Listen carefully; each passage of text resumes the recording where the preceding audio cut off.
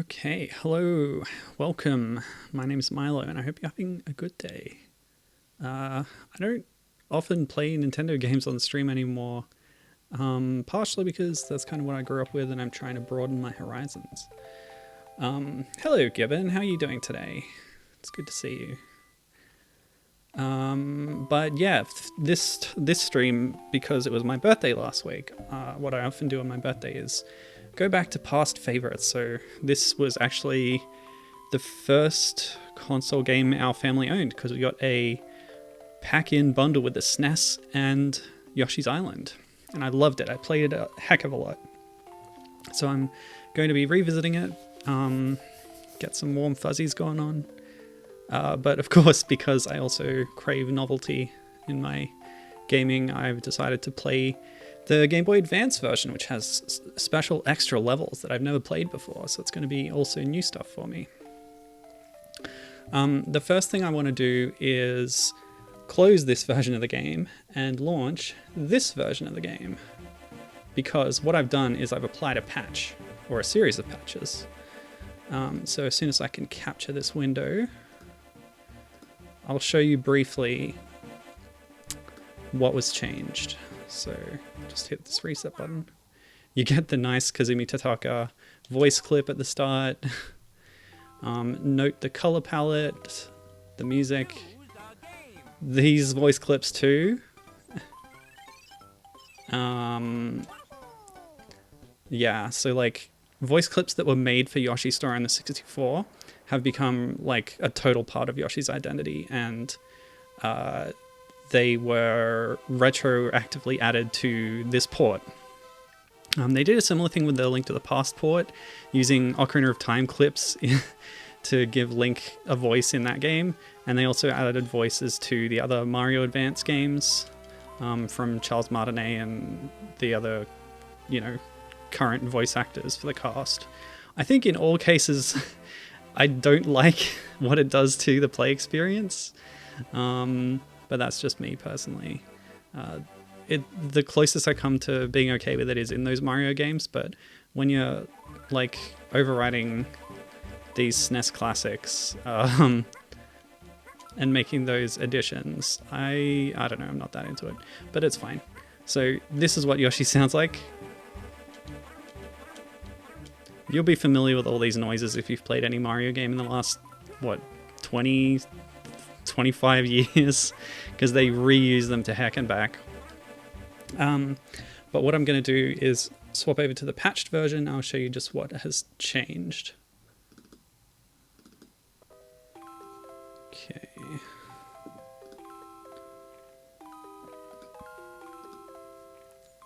Beep-a-doop-a-doo. There it is. Go back from launch. So the patches I've applied are Voice Restoration by Manga Man 3000 and Color Restoration by Shadow1333 and Manga Man 3000.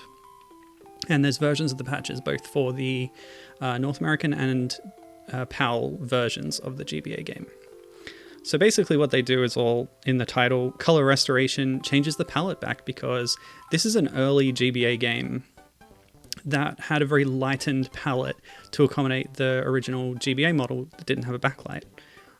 This one fixes all the palettes, or reverts them to basically what they were on the SNES. So it's a much better experience in a modern emulation environment. The voice restoration removes all those voice clips I was talking about that I don't like, so that's good for me. And it also restores the SNES sound effects, which were replaced. So you heard one there already. That's sort of a reused Yoshi vocalization from Super Mario World that forms the voice of Yoshi in this game before he had a vocal voice by Tataka. All right, now I said I was playing the extra levels. What I've done, I've played through this game, a lot. I'm very familiar with it. What I've done with this particular one is just grabbed a save file off the internet. I did not note down whose save file was, but it was off GameFAQs for the PAL version, which this is, I think. I went through a lot of patching procedures, and it was a couple of weeks ago. Anyway, what I'm going to do is play the secret level, which in the original game was unlocked when you got 100 score I wonder if I can show the score. So all these levels have been full cleared. So yeah, getting 100 on every level unlocks a secret level. I never did that on the original SNES version in my childhood, so that's new to me. And new to this version of the game is the extra level, an additional bonus for each world added in the GBA version. Just checking the volume level. It looks fine on my bars, but yeah, let me know if you want to boost the game volume or anything. So with all that out of the way, let's get started. There's 6 worlds with 2 levels each, so we're going to be playing 12 levels, but they are very difficult, supposedly. They're supposed to be played after you've mastered all the other ones. So Exercise in the Skies is up first. Now, sorry, I'm also trying to get my stream up here. Ba-doop-ba-doop-doop-doo. On my preview thing, just to make sure everything's running smoothly. Looks good.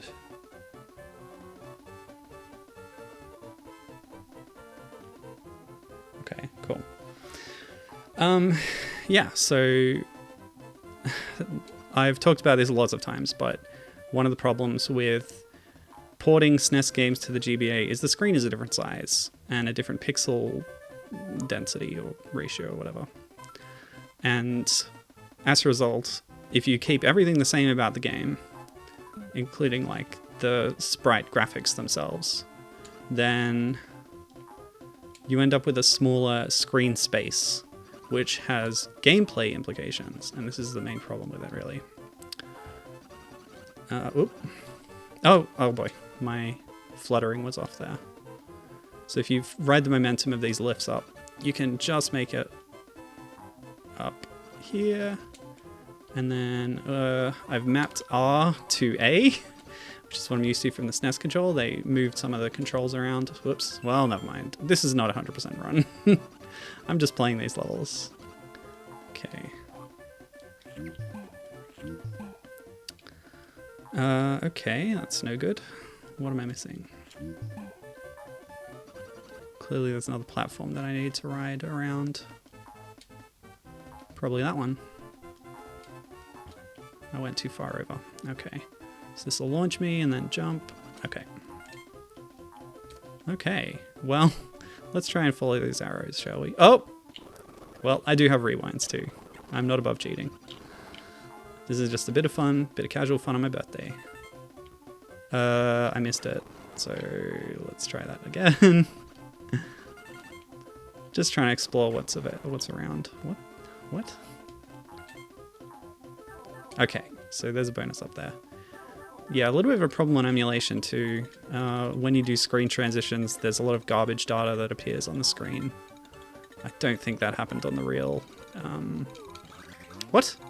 That looked like sponge block. Sponge block square plants. Oh, that's death? Excuse me? What am I supposed to do? Oh, I'm supposed to avoid all the drop blocks on my way over here and then use them to get back without dying. Okay, I understand. But I can flutter back if I have good timing. That wasn't good timing. Oh, I'm dropping a lot. Did they change that in the GBA version? Okay, I made it far enough to enter the screen transition. Yeah, if you have perfect timing on SNES, you can maintain the same height, and even if you're really good, gain height with the flutters if you tap it right. I've seen speedrunners do it. I definitely cannot do it. All right, next section. Okay. Yeah, so the whole screen size thing rears its ugly head with these secret levels and any original level from the SNES game. But presumably the extra levels being designed specifically for this port will be a bit more friendly in that regard. Yeah, this is not a demonstration of skill, sorry to say. It's just me having some fun. So I'm not above using my rewinds. Okay, what's this about? That's a sponge block for sure. Excuse me? Come on, Yoshi. Yeah, I thought so. There's a lot of secrets on this level. So all these secrets are going to be the key to getting that 100% of collectibles, which is the master's goal in Yoshi's Island. Sometimes just getting through the level is hard enough, especially for a kid. But each level has 25... Wait. Each level has... Hang on a second. What's the... Yeah. 20 red coins, that's what I thought. But I didn't say it because I was stupid. 5 flowers, 20 red coins, which are normally disguised as regular yellow coins until you collect them. On the SNES version, they had a slight red tint, which you could just make out if your TV was good enough. So there was a little giveaway. Also, this magnifying glass will reveal all red coins, special items from this screen. You get them from bonus games in the map screen, and they can give you a little bonus, especially the plus star ones. Use them right at the end of the level if you're low on stars and you're trying to get a high score. Because stars are also your health. If you know nothing about Yoshi's Island, basically Yoshi himself is invincible. That's kind of the gimmick. But Mario is the one that you need to protect. If you ever get hit, Mario gets flung off and flies around in a little bubble. I've seen the mechanic in Yooka-Laylee in the Impossible Lair where Laylee flies off after you get hit, but you're able to recover her. I've seen it compared to this. A lot of people have gripes with Baby Mario because he's quote-unquote, annoying and cries all the time. But really he only cries if you're playing the game badly. Now clearly I need to ride this up to grab that platform up there.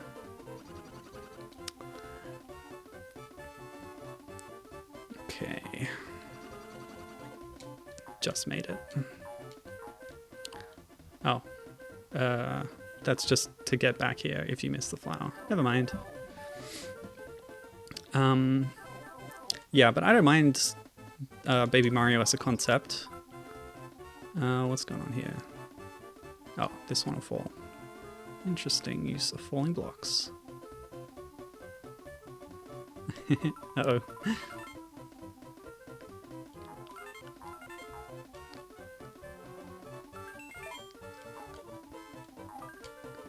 I feel like some of the sound effects have not been reverted. Like that one-up sound. It's not quite the same as the original, but that's okay. I think they've done a great job making this feel more like the SNES version in a lot of ways. Just some graphical and audio changes go a long way. It's certainly making me more positive about the experience. I think a lot of the reasons, and I get why all those decisions were made for the GBA port, but I think that personally I don't like any of those changes. I think that yeah, it's just not my preference. So if you get flowers, you also get the chance for that bonus game at the end if it lands on it. Yeah, so that's level 1 done, level 1 of 12 that we're doing in this stream. Cool, good stuff. Bit of a test of... Oh, Poochie! Poochie's back. Poochie ain't stupid. That's great. Really glad to see Poochie again. While I was working on... Oh, it's an auto-scroller, great. So this is probably something like the Long Cave. When I was working on my big pixel art project, which kind of wiped me out so much I haven't really done much pixel art since, but it was the big Donkey Kong and pals portrait, which had, what was it, like 300 characters or something? Come on, Pooch. Oh, you jerk. Yeah, lava and spikes is one of the few things that directly kill Yoshi. Flat out. Everything else is gonna cause Baby Mario to be knocked away. This is similar to Yoshi's role in Super Mario World, where he could help you survive basically any hazard. Ow? Excuse me. Yeah, if you've bopped off an enemy, you get a much higher jump afterwards. Oop. think I missed a red coin up there. Oh well. Yeah, so what I was doing was drawing the Donkey Kong cast and any like friends that he accumulated over his many, many games and cameo appearances. And then even his enemies too, his most prominent enemies were given a row full on stars, so not as worth grabbing those wing clouds right now, except some of them might trickily contain a flower. Also, you can grab coins by throwing eggs at them. So there's just so much interaction in this game. It's part of why it's just a fantastic game in general, because there's just so much you can do. It's like not just a platformer, it's a puzzle, action, adventure platformer. And yeah, there's just a lot of variety. So that 1-up means that I have all 5 of the flowers in this level. There's also a special sound effect when you get the 20th red coin in a level, which obviously I missed one. Like I thought. So that was a pretty straightforward level, actually. Probably fitting for World 1, I guess, but there we go. We're going to see a bonus challenge too.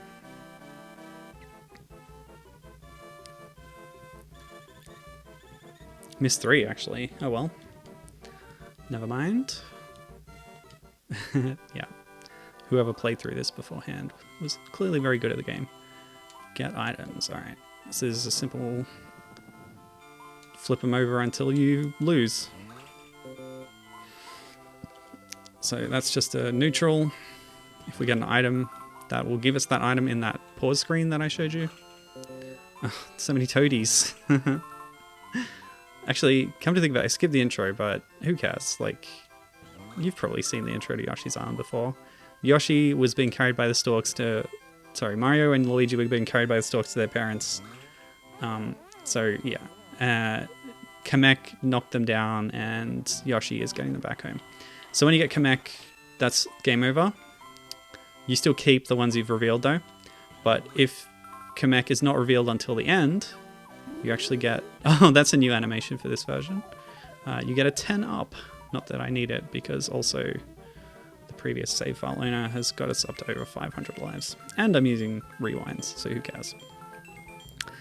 Yeah, so anyway, when I was drawing this picture, one entire row was devoted to Yoshi characters, because baby Donkey Kong is one of the playable babies in Yoshi's Island DS, the sequel by Artoon. Which I have a soft spot for. And so what I did was I just drew every Yoshi color that's in that game that DK can ride, which I think is all of them. There's no color that he's locked out of because of his availability in various levels. But I was not able to include Poochie on that pixel art. Poochie was never met by Donkey Kong. Like, none of the Kongs ever met Poochie, I should say. That's also a death, by the way. This is how Yoshi dies on spikes. It's very, it's kind of scary. It's like dramatic. Anyway, I always hated that animation when I played this as a kid. Just pop off that. You get a higher flutter. Now let's just grab that red coin, which I knew it was red because of my gamer instincts. Yeah, so we had all those Yoshi colors. There's an extra sort of rideable friend character in Yoshi's Island DS, which is the kangaroo that you find in some bonus levels. The baby actually disappears in those, but I think the implication is that the baby is still there. I don't think the baby is gonna leave Yoshi's care at any point in the adventure. I don't think that really makes sense. So I just figure it's a graphical thing. But so yeah, you have the kangaroo, but not Poochie, which I think is very funny. Who else was in that row? I included the modern green Yoshi as separate from this green Yoshi, which, like, it's a timeline thing. Like, this is an elder Yoshi from the past, and the Yoshi from modern Mario spin-off games is a separate guy, and you actually meet him at the very end of Yoshi's Island DS because he gets hatched as like the last thing that happens in the epilogue, revealed as the final of the Star Children, a concept exclusive to Yoshi's Island DS. Maybe I could have included the other babies there, actually, since DK's, like, along with them. But I don't know what the implication about that is. Okay, here's the damage system. You know how it works. Yeah, this is Yoshi's Island. I would think this game is pretty well known, but perhaps these particular levels are less well known, especially to me. Anyway, Captain's in the chat. Hello, welcome. I'm playing the GBA port of Yoshi's Island, but with patches to make it more like the SNES version. And I'm just playing the extra bonus levels that you unlock by clearing 100% all the other levels, which I've never done myself, but I found a save file online because I'm a cheater. How's your day going? Never played the GBA version. Yeah, I haven't played it much. I bought it in my adult life as a now I have income thing. I didn't see the point of buying it at the time. When I had a GBA at the time, I did get Super Mario Advance 2, which is Super Mario World. And had a decent time with that. It's my favorite of the Mario platformers, I think. Apart from Doki Doki Panic, which, you know, is a different thing. Now that has a lot to talk about if you're talking about the advanced ports, but we'll skip over that for now. Although, I do have a bit of a thesis that... What have I just done? My thesis of, like...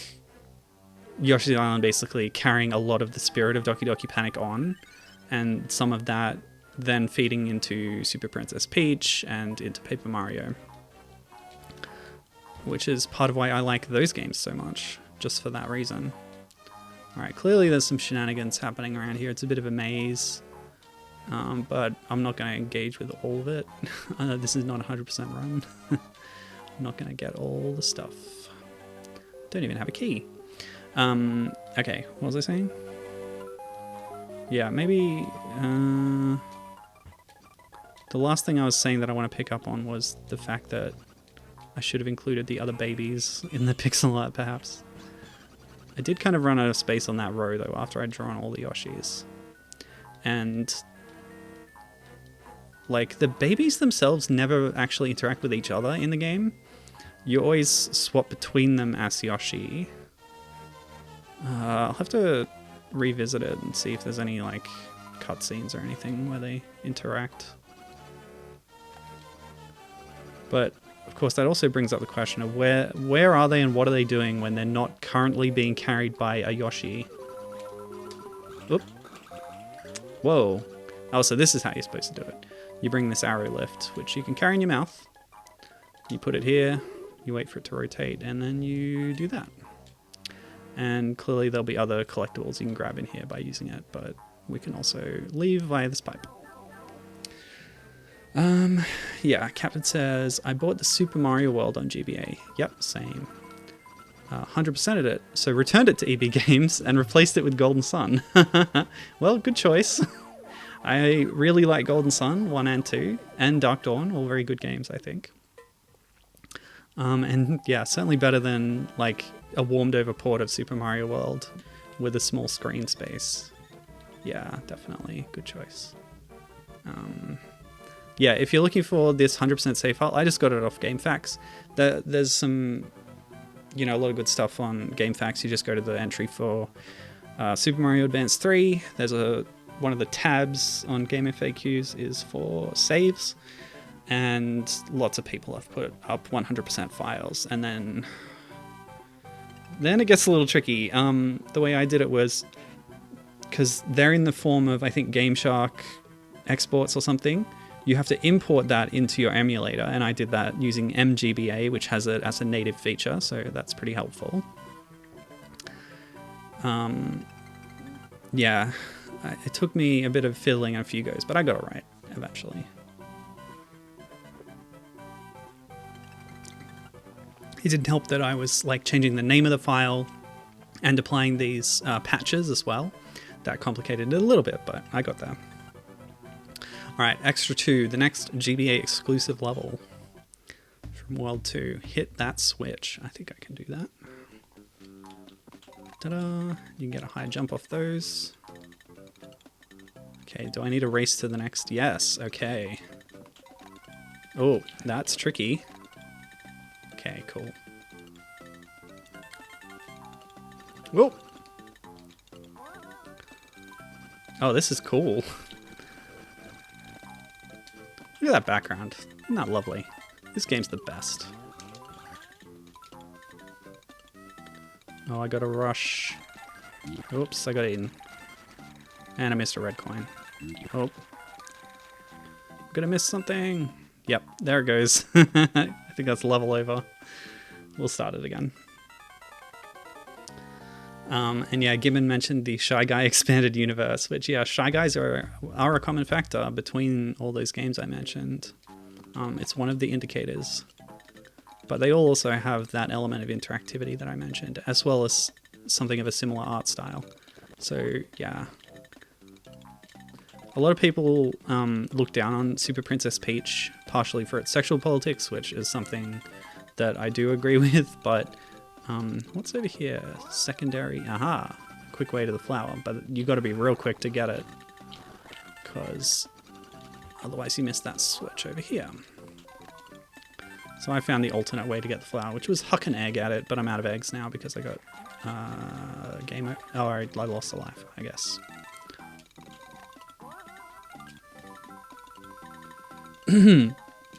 But yeah, Super Princess Peach I think is really cool. Oh, what the? Oh, I see. For this one you actually need to wait. Because the wall of... Oh, that was quick. These Game Boy Advance levels are very speedy. Yeah, that's a really cool thing, Captain, too. Those platforms just zooming along whenever you get to ride one like that. There's a few levels in the game that are like this. Yeah. So yeah, fun level.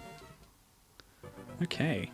Yeah, the secret levels were the original, like, hard levels from the SNES version, and they are...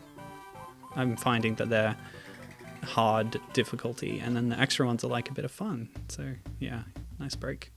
Go-Go Morphing, oh great. So this is the animal antics of Yoshi's Island, is it?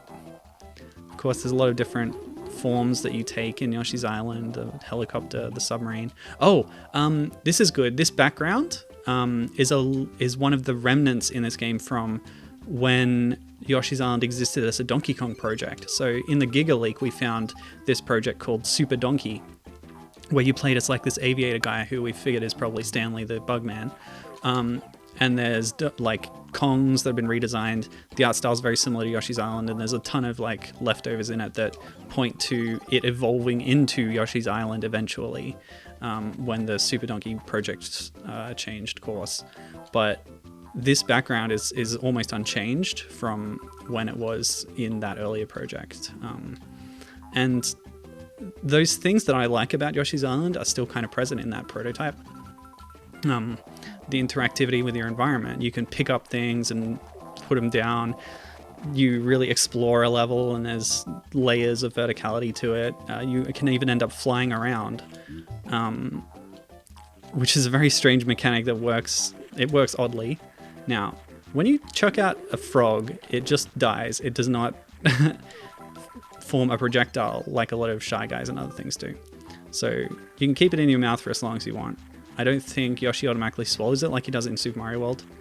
But when you've thrown an egg, then you can just eat it down, get another egg. So you can effectively have 7 eggs at a time if you are careful with your controls.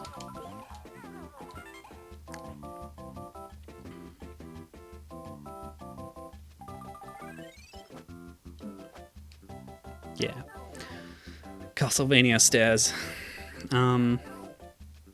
Okay, here's the morphing part. We've been through quite a section of level without any morphing. And... okay, so that's... yeah, can't do that yet. You gotta morph. So here's one of the morphs, the submarine. Oh wow, that slowdown. That's probably an emulator feature. Or I should say bug. The submarine shoots homing torpedoes, and that's about all it does. As well as have free movement in water. Ordinarily, Yoshi just swims on the surface. So it looks like we got to use our navigation skills to grab some red coins in here. this is timed. If you run out of time during a transformation, you just get sent back to the start of that area. As such, I'll demonstrate. And then you just grab the bubble again. But you can grab the extra bubbles for extra time. So what else are we going to see in this level? We have the car, the helicopter, the train, which is a very strange one where you end up riding on the wall over a kind of chalk drawing. Very interesting, which kind of mechanically prefigures Paper Mario a little bit with some of the games. Perhaps. Let me see. And that's how you get that flower. But let's move on.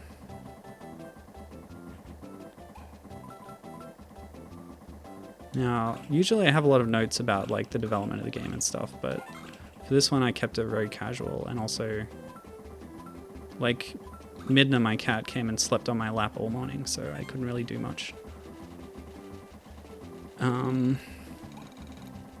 So yeah, not going to say much about the development of this one because I haven't done the research. So there's some other collectibles down there that I could have got, but I'm not bothering.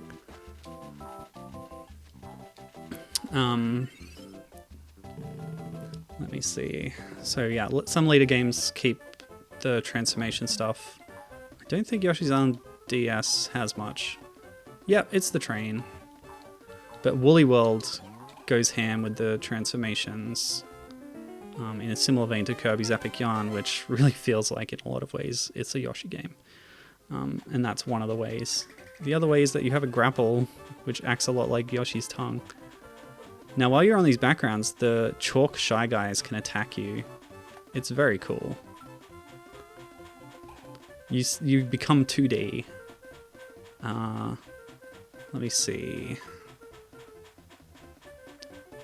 So we're supposed to drop off the track down here and then fall onto that. So yeah, you sort of transfer from 3D to 2D. That's how you grab those, and then we go back on the tracks. I think it's a really cool concept, this old train thing. Oh. I guess you have to, yeah, get to an entrance from a platform to become 2D. Go away.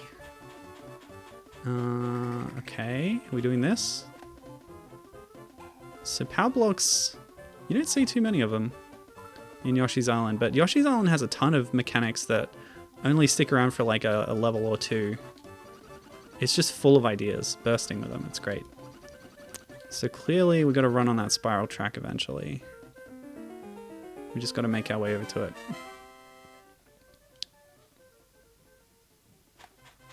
Wow.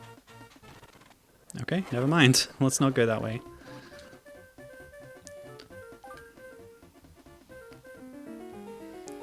Yeah, so Yoshi's Island has like a minor visual theme of that kind of arty, crafty aesthetic, where these are kind of like chalk drawings. And there's a lot of stuff that looks like crayon kind of stuff. Yoshi Story really took that in a huge way into its aesthetic and expanded on it. But it also changed a lot of the mechanics of the game and ended up being something I didn't enjoy too much. But then when Woolly World came around on the Wii U... Oh, I forgot about the turbo button. You can actually speed up on the train. I should do that this time. Yeah, one thing Yoshi's Woolly World did was kind of return to the mechanics of this game, but sort of carry on that crafted aesthetic even more than Yoshi Story did. Because some levels in Yoshi Story, the background is like paper mache, you can read newspaper headlines and stuff. There's one that even mentions Zelda. Okay, now we gotta pick our path, I guess. If I was paying attention to this spiral, I could have predicted which one to take. Looks like this one was correct. Pretty cool. There's no turbo button when you're 3D.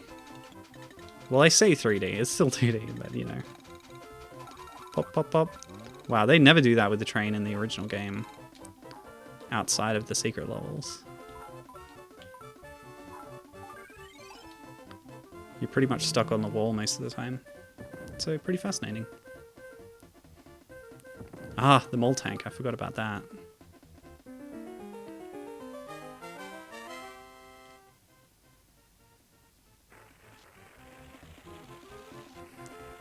So, yeah, in keeping with Japanese cultural depictions, the mole being a creature of poor sight is wearing these dark glasses.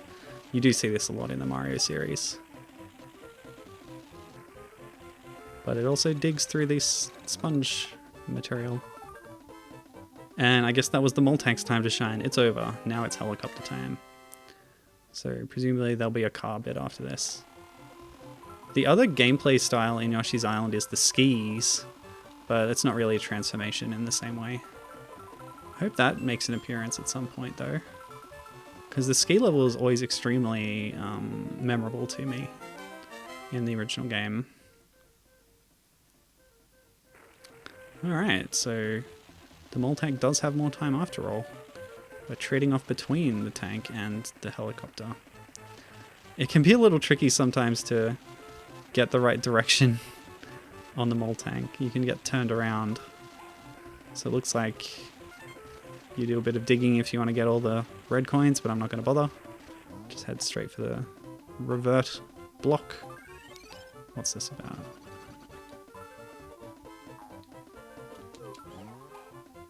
What? Okay. Yeah, the tag teaming between the two is cool, isn't it, Captain? Yeah. That's kind of new for this level. They really went all out with what the transformations could do here, I guess. New scenarios and stuff. Okay, I probably want to go this way. Eh. Ah! No! What's wrong? Huh. Oh, and that one doesn't come back. So there's just collectibles in there. It doesn't come back because it came out of a winged bubble and it's a one-off. These ones respawn if you get sent back to them because they're natively there in the level.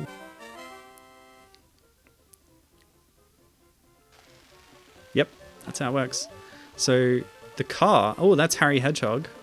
Bit of a Sonic the Hedgehog reference there with a blue spiny rodent. So this is the car's power. It can stand up, extend its axles to put you above hazards. And I guess that was it. There was more to do as the car, but I skipped some of it. Never mind. Yeah, okay. So that was all of them. I don't want to deal with the continuity problem of Green Yoshi passing Baby Mario off to another Green Yoshi, but that's just the way these extra levels work. Green Yoshi is always the playable Yoshi. Fun fact, Purple Yoshi gets shortchanged in this game because Purple Yoshi always takes these boss levels, as you can see on the map screen down there. The 8th level of each world is Purple Yoshi, except for Final World against Baby Bowser. Green gets another turn because he's like ostensibly like the main Yoshi character.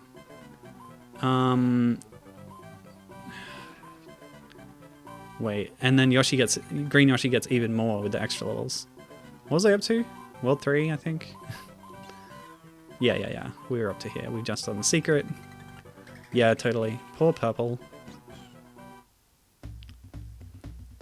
More Monkey Madness for Extra 3. Captain's saying that they never really played much Yoshi's Island, so never seen the car. I've missed a red coin there. It's alright. So Yoshi's, the Ukikis, or grinders, as they were in the original, whoops. In the original release, they were known as grinders. They're like extremely complex enemies. They climb, they run, they jump, they chew on watermelons and then spit the seeds out at you, which you can then grab the watermelon off them, like this. You knock them down, the watermelon comes down here, we can spit some seeds ourselves. One of the power-ups you can get from the menu screen is melons to give you seeds to spit at any time, as well as ice and fire melons to give you elemental powers. I will never call them ukikis, says Gibbon. That is within your rights. I think, yeah, it's kind of a way to bring it in line with the modern localization of the series. But, yeah, grinders is what they originally called. One reason that grinder is kind of a weird name is because it's a reference to, you know, monkeys being the companions of organ grinders, which is also a little bit of a kind of cultural stereotype in some ways, so that might be not the best thing to associate it with, but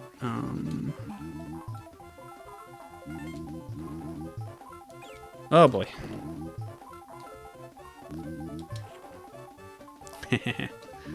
I don't think monkeys can directly attack you either, but they can grab Baby Mario as that Toadie did if he's been knocked away.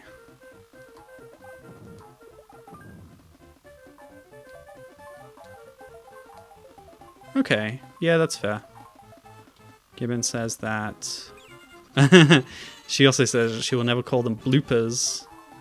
Is that because you go with bloobers? Which I think was in the original Super Mario Brothers manual. But no, she says about the grinders. Grinders and ukikis are two different enemy types. At some point, they just started calling the grinders ukikis too for some reason. Yeah, well, a lot of the choices made in the original Yoshi's Island localization are, like, take a lot of liberties with the enemy names. Oop. So this level is very densely packed, but we're already at the end here. Well, so densely packed that they've actually put a collectible after the end ring. Really? They were called bloobers until Paper Mario. Wow, that's intense.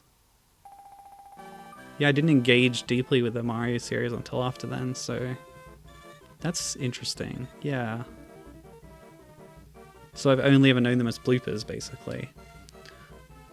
Yeah, okay. I see what you're saying. I'm on board.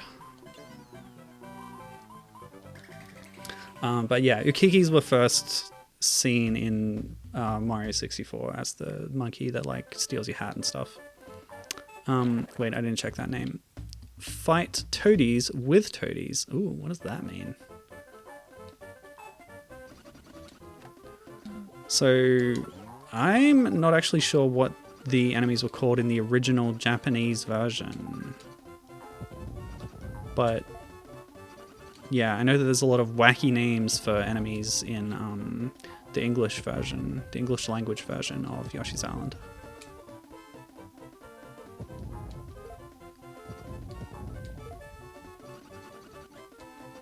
Come on. Come on. Ah! Okay. I want to check out what else is down here. Some collectibles. Okay. I made a save state.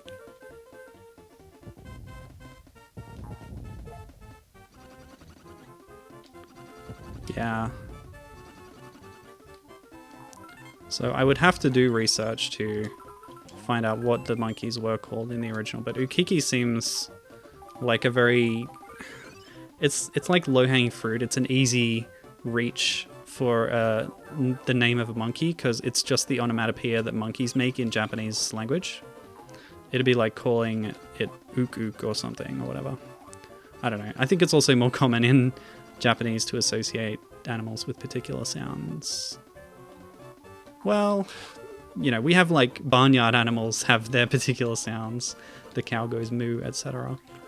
I think there's more examples of that in Japanese, maybe. But, for example, larger apes always make the sound uho uho, which means that Donkey Kong is often associated with that sound in, like, manga and stuff. There's various manga that include the words uho uho in the title of the manga. like Uha Uha Donkey Kun, which has 5 volumes. It's by Yumiko. I'm looking at it on my shelf. I can't read the... Check if the cover has footy gunner. Hold on.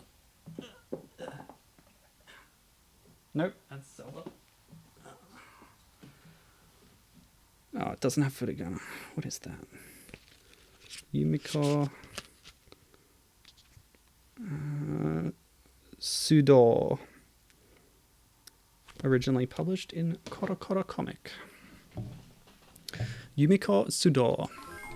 Yeah, it's a very cute manga. I like it a lot. Oh, I see. So we need to get the stilt guy, which is its name because it's a shy guy on stilts, to walk over there, I guess. Whoop. Oh, I know. You can actually do this. Oh, well. Nah. I just need one. Having two would make it trickier. Doing both at once. So this is the kind of interaction, whoop, with your environment, with enemies, which is just what Yoshi's Island is all about, and it's really cool.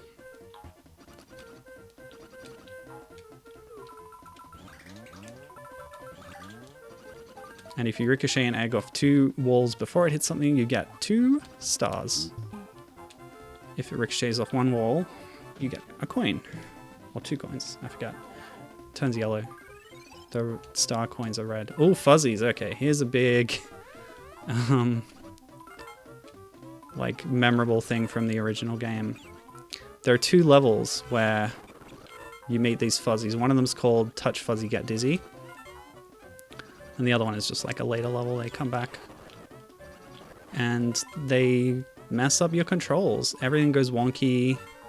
It looks better on SNES, which has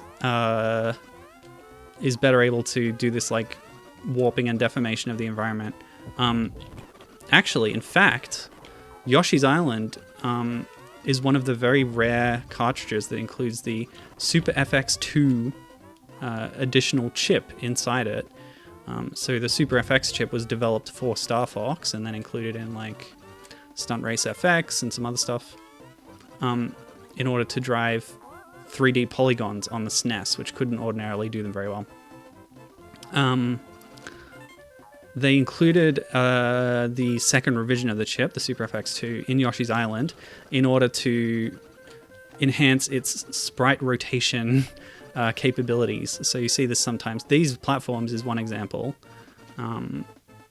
As they move, there are also some like polygonal platforms. An early example would be World 1-8, where there's like a rotating thing that you can stand on, but it moves around through 3D space so that you fall off it. And to be honest, it doesn't mesh too well with the sprite graphics, but yeah, that's one of the examples of them using the chip in what is otherwise like seems to be a straightforward like sprite-based game that wouldn't need that fancy tech, but they do some cool tricks with it. Like Hook Builder Cooper also uses the rotation effects that are enabled by this extra processing chip when you knock him over. He's the boss of World 4 something.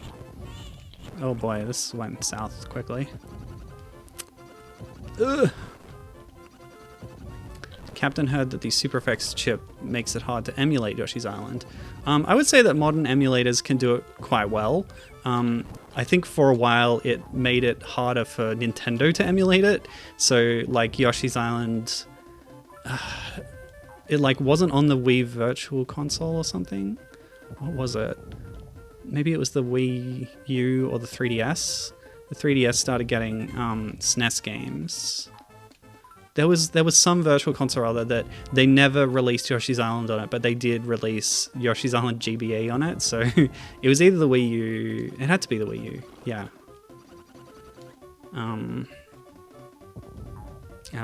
Yeah, I don't remember the details, but it was a problem for a bit. Okay, this yellow Bullet Bill Blaster is exclusive to the secret levels. Whoop.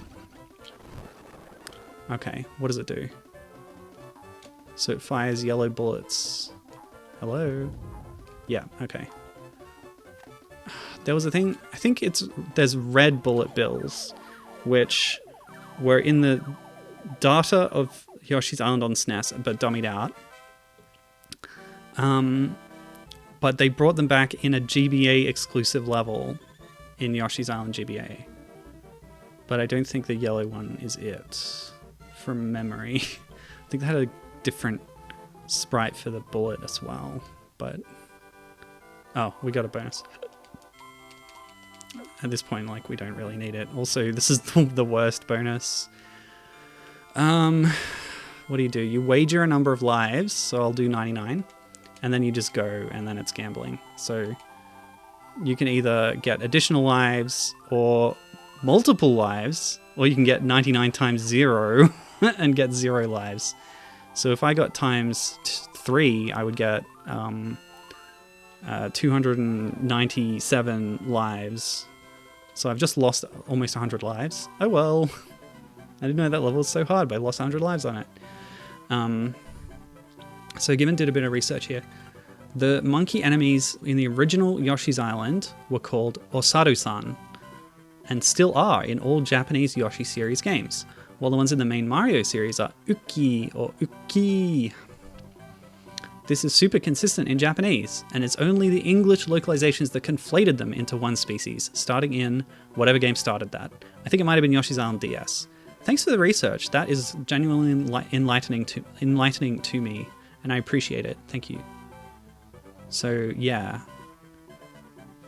Grinders and Ukikis, not the same thing, people. It might have been Super Mario Advance. I don't know. Sorry, I meant to say Mario Party Advance, which brought back enemies from Yoshi's Island and even Super Mario 64 as NPCs in that game and gave them names and stuff. Okay. Extra 4, the impossible maze. I think this maze might be possible, but we'll see. So we're in that cave kind of tunnel environment.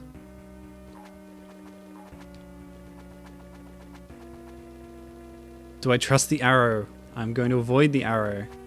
Oh, that's a lot of arrows. I can't avoid that. Ah, but I can't go in there because it's off the ground. Obviously, I need to find something above here. Oh, that's fun. These enemies are pretty rare, so I forgot how they worked, but they kind of jump on your back instead of Yoshi, instead of Baby Mario, which bandits sometimes do as well. But that ghost also reverses your controls while kicking off Mario. I hope that little blob buddy is in these levels. There's one like friendly creature in the whole game. I think there's only 1 or 2 of them in a particular level that oh, well, I can't push it to the left, so we have to push it right. Okay, so oh, it went this way. What we need to do is take this box over to that exit I found, because when you're standing on the box you can enter the door, which is at a higher elevation. Otherwise you can break the box for some stars. But that's a really fascinating use of that, like, prop. As, like, the way to get out of this level. That's cool.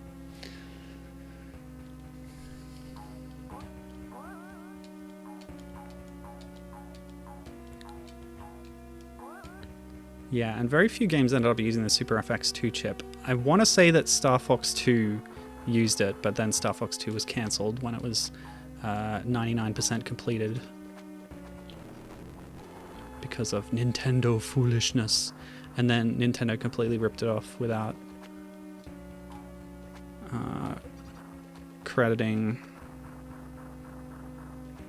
Argonaut when they made Lilac Wars. Oop, oop, oop. Oh boy. Oh boy. Oh boy. I can't get out of this. I'll rewind then. So that's the key. You gotta take it over there. And I was able to push it. Oh. Oh, but I can't. Oh, Yoshi turned pink too. I guess it inverts the color of your current Yoshi. In which case, it's magenta against green. So how do you get it far enough over to get into there? Obviously, there might be another box or something. What an interesting little gimmick level. I wonder where all the collectibles are, because I haven't got many so far. There might be more phases after this. I'm going to make a save state here. Okay, so what else can we find up here? So there's clearly more up there that we come down to. So what's over here?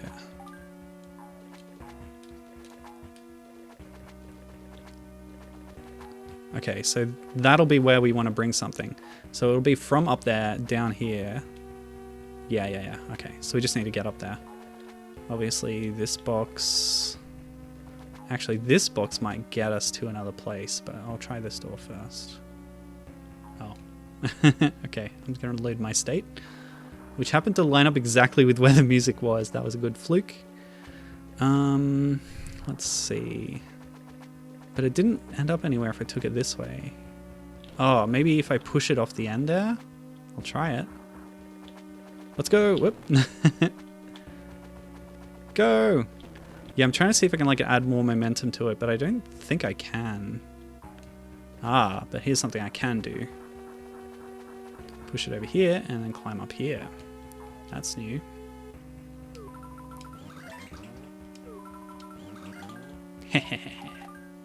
Oh yeah.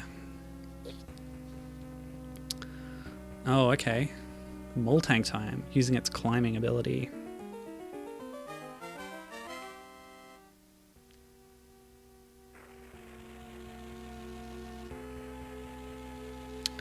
I wonder who designed the extra levels. Well, I didn't do the research. I was just thinking like some of these are new levels by the original team that I've never played before, which is just cool.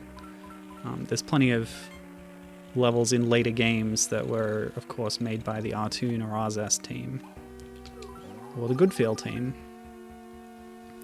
But I don't know who made the levels in this port that are exclusive to it. Okay, so here's another box. I'm going to take it to the... Whoop. Okay. Can't do that. So where does this go to? Oh, this is going to land on this platform. What? I guess I need to follow it more closely. It despawned off screen.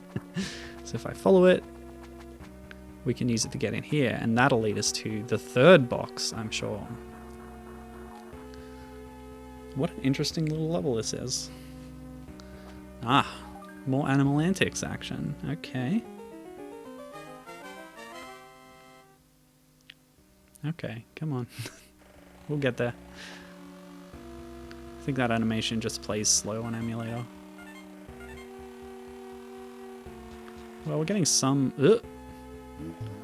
Because we don't have Baby Mario, that's not a factor when taking damage as the transformation. Basically, damage taken as a transformation just wastes time so that you run out quicker.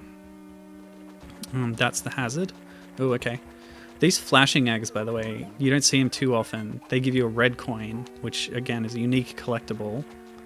Oh, boy. Did it despawn? I think it despawned. Because I waited to grab the red coin. So you really got to be quick on this one. Okay, there we go. Oh. Oh, it's so easy to get messed up in this level. And then you have to start all over again. So that's why I'm going to rewind there. Yeah, you'd have to go right back because you would have lost the other box. And yeah. Go away, you. So this will be it, I think. Missed a few things for sure, but... Oh, okay, there's a bit more. I'm out of eggs. Oh, what's that pond? Never mind. Hey, come here, buddy. Okay, goodbye. Alright, not so impossible after all. The two green Yoshis just really bothers me. I don't know how to explain that. Okay. Hey, 52 points. That's over half. That's a pass, right? Oh, not rule again. Since we have so many, I'm going to do it again. Gambling! Let's go. Ooh, it's a times. It's a times 0 again. Oh well. By the way, if you go to... This is another unlockable feature if you get good scores. You can play a bonus challenge at any time, and these are different per world, I believe. I don't remember if this is a unique feature in the GBA one. This is a simple match game. You memorize the things, which I did not do. Let me see. Okay. Yep. And there. Okay. Well, I remembered a couple. If you do all of these, then the last item you flip over is replaced by a 10-up, as it was in the other flip card game. Yeah, I lost them. I don't remember any of them after this, so yeah. Oh, you got a few goes. Can I just quit? I can't quit! Ah, okay, cool. Okay. So we've done that. Right? Yeah. Okay. So a few more to go. I hope I haven't missed any through my incompetent menuing. Alright, items of fun. That sounds interesting. So they're giving us the item of watermelon. And yeah, there's all sorts of interactions in the game. You can knock over a tap-tap with a watermelon seed, and then while it's falling, it'll kill other tap-taps. That's one of the only ways to kill tap-taps in the game, although a fire melon will also defeat them. Otherwise, you can knock them off a pit with your tongue. Whoops. You can freeze them with an ice melon, I suppose. Ow. Jerks. So clearly there's some stuff up there I can grab, but a milled you cannot bounce off, they will pop. So I don't know how to get up there exactly. Whoop. Never mind. And when milled pops, it knocks back other enemies near it. So much. Oh, Huff and Puffins, hello. I'm gonna steal your babies. It's okay, they like me. Huff and Puffins are great. They act as eggs, but they come back to you. They made a return in Woolly World, which was very fun, and they trailed clouds behind them. So you throw them like this, and they come back. And I can finish the level right now. I'll engage with it a bit more than that. So if you want any collectibles at all, you got to go down here into this dungeon.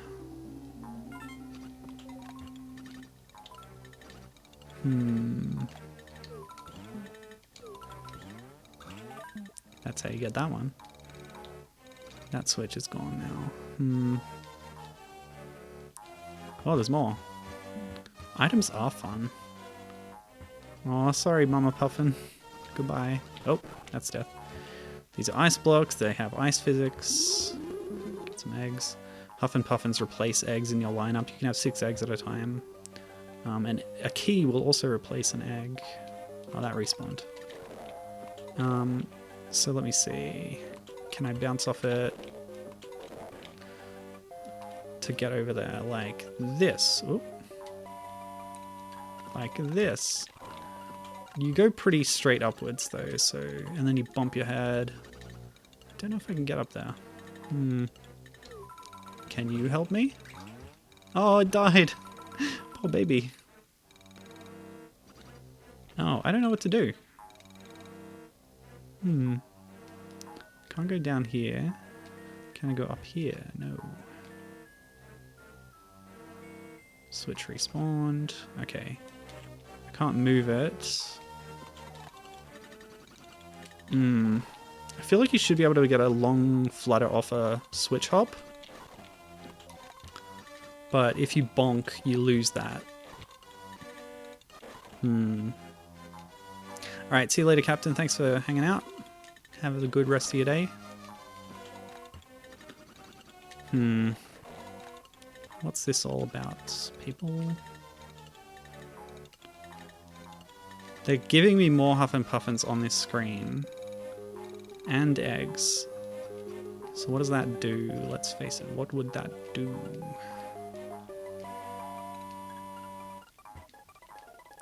Guess I can Try looking around for some hidden winged clouds. Nope.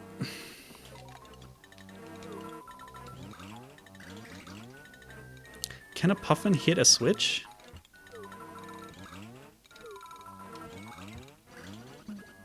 Oh.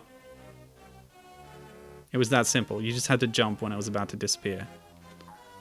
I'm dense. Okay. Puzzles. Of course, the blocks are timed. Alright, this is what the puffins are really for. Breaking sponge block. Oh. Okay, so switches can make blocks appear. They can also make hidden exits appear. What's this about? It's weird how doors have, like, gravity to them. Yeah, I guess it wasn't a hidden exit, but sometimes when you hit a switch, a down arrow will appear somewhere, and then you can just enter that part of the screen as if it was a pipe. Oh, what's this? This is the skiing background. Note the lovely Goonies flying past. Beautiful.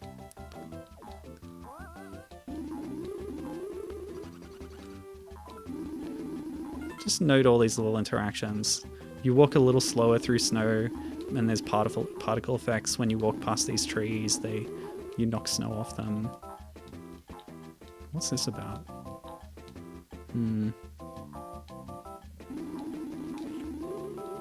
Sometimes they like to hide a sneaky melon behind a tree. Actually, I should just explore over here. Nothing. Okay, good to know.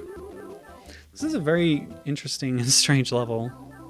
Quite unlike a lot of other stuff you would find in the game. They really liked to experiment and go a little different with it in these extra levels.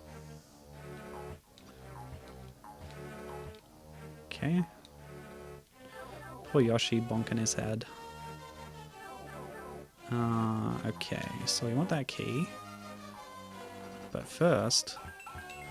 Oh, okay, some one-ups.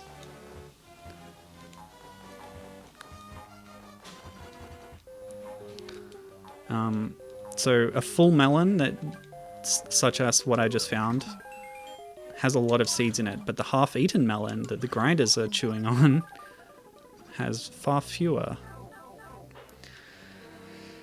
Like I keep saying, this game is just full of mechanics.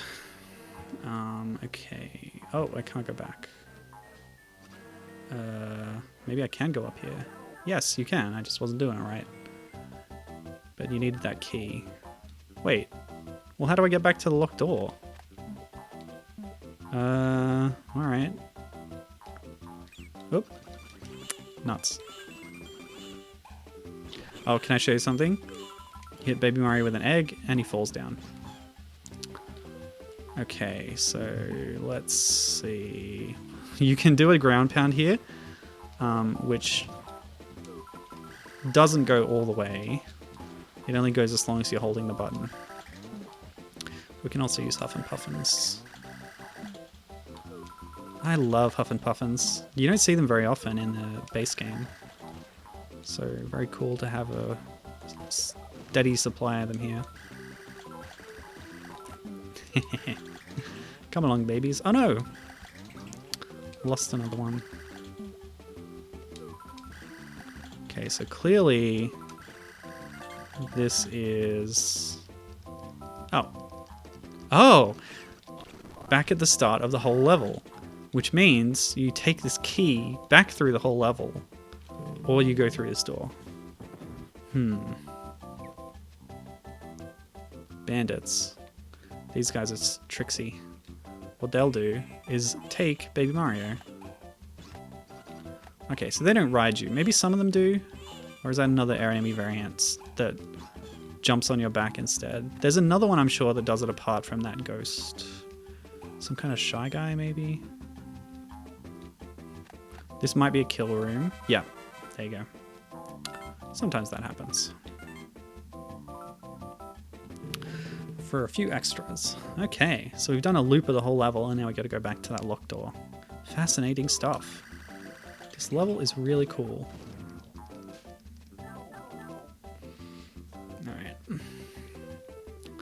Speedrun mode.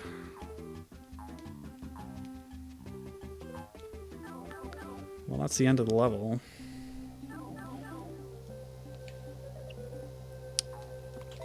Now, I know the secret of this now.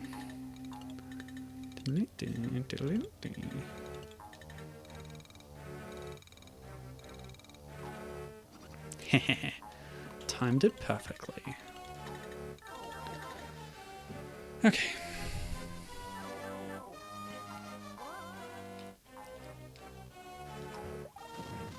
Oops.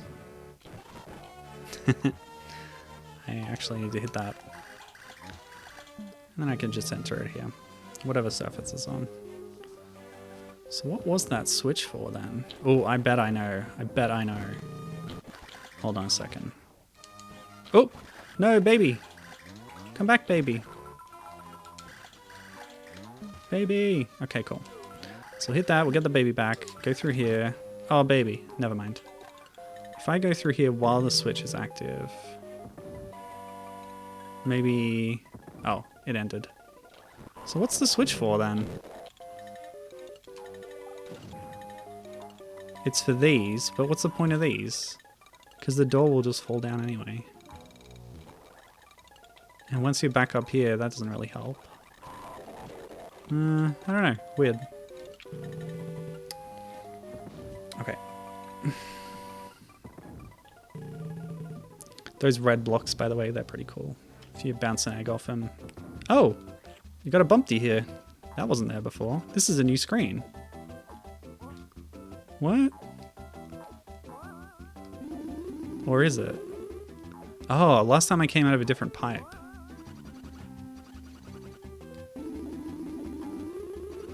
I'm confused. This level is very intricate. Okay, well maybe I can go like in some of these to get to other parts of the level. Snow is slightly slippery, but not as much as ice. Oh well. I know the key, the locked door should be just up here, yeah? Yeah, okay.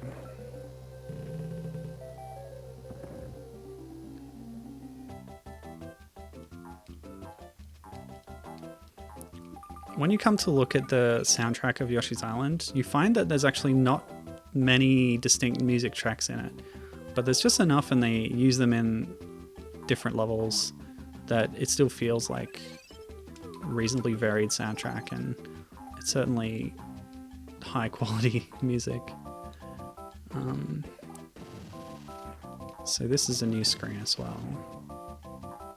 And this is back at the end. Wow, fascinating. Let me show you what happens if... What? They despawned? That was weird. If you bring a... what do I call them? Huff and Puffin to the end, they just fly away. You can carry eggs over between levels, but not the Puffins. Okay. Well, that was cool. So now let's see what the advanced team has cooked up for us in World 5. Kamek's Revenge. Oh boy. Okay, there's going to be some Kamek bombing here. Whoa! Flightless Goonies. Yeah, so in the final level of the game, you get buzzed by Kamek as you fly along as a helicopter towards Bowser's Castle. And they're reusing that mechanic here. Excuse me. Ow. Yeah, so the baseball throwing guys don't hurt you, but they can knock you into a hazard or something. Kamek will hurt you.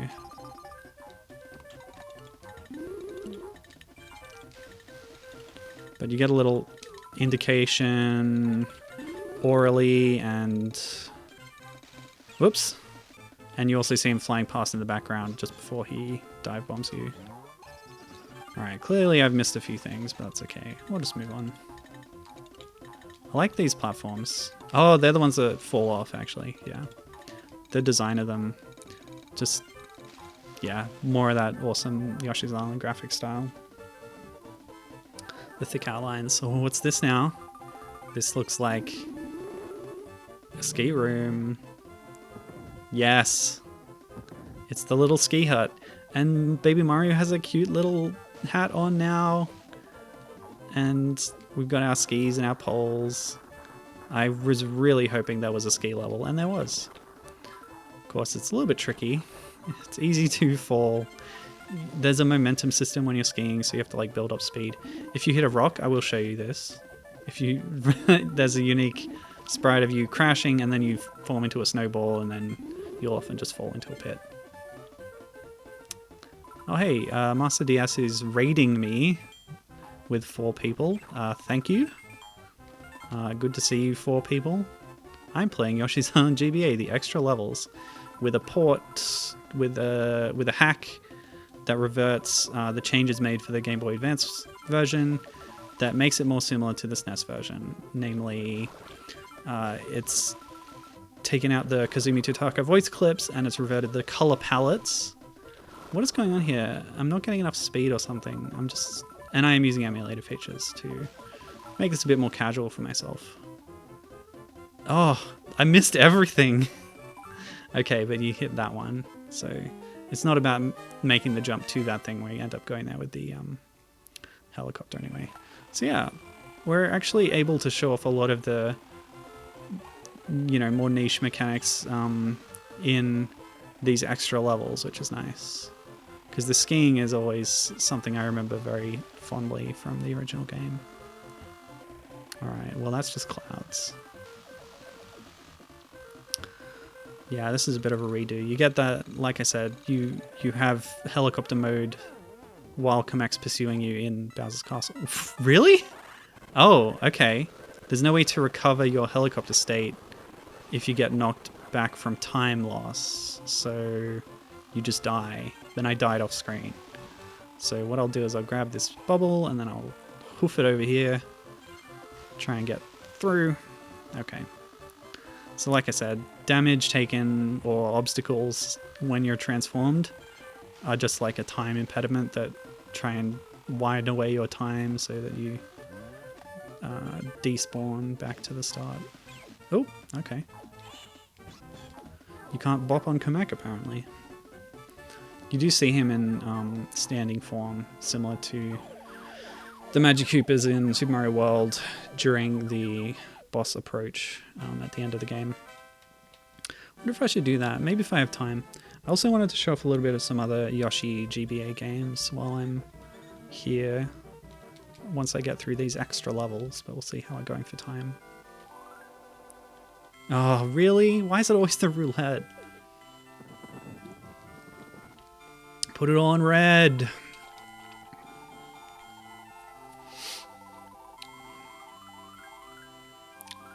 +1. All right. I wagered 99 and I got 1 back.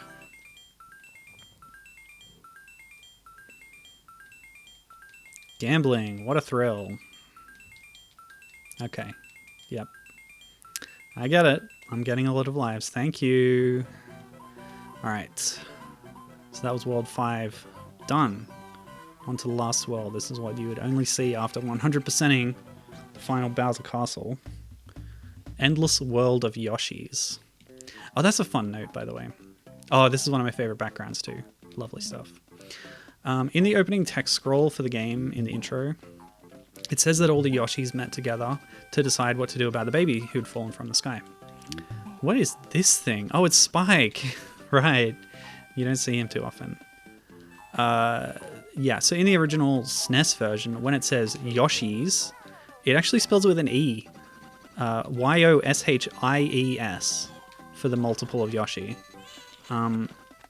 This is another one of those things that is unique to this game only.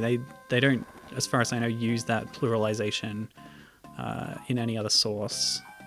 And they in fact fixed it when this port was made. The opening scroll does say Yoshi's with just the S, no E. Oh, cool. These guys are fun. They have a shield that can block your tongue. But you can knock them off. And you can eat them from the back if you're good, which I'm not, clearly. Oop. Oop. Never mind. No, I lost my star. No secret? Aha, secret. Stars. Sometimes, out of a winged cloud, you get an item of other type. But often it's just stars. Okay, what's this about?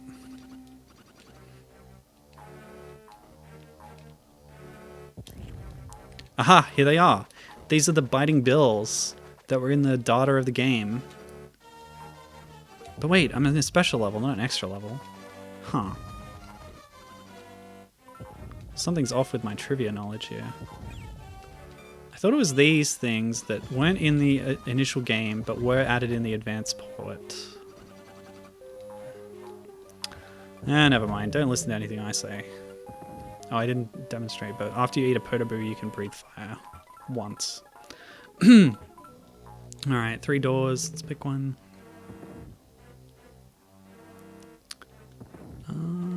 What's this? Oh, yeah. So, Teresa, or Boo, have a blindfolded variant in this game. So they don't get scared of you when you look at them. So they can move around freely, although they're a little bit hesitant because they're blindfolded. Oh. Yeah, those are instant death spikes, by the way. You can clear those out as you would have seen already with eggs. Oh. Arr. Okay. Very rude. Actually, I guess I'll go back this way and enter that other door. Or no. That other door is probably from here, right?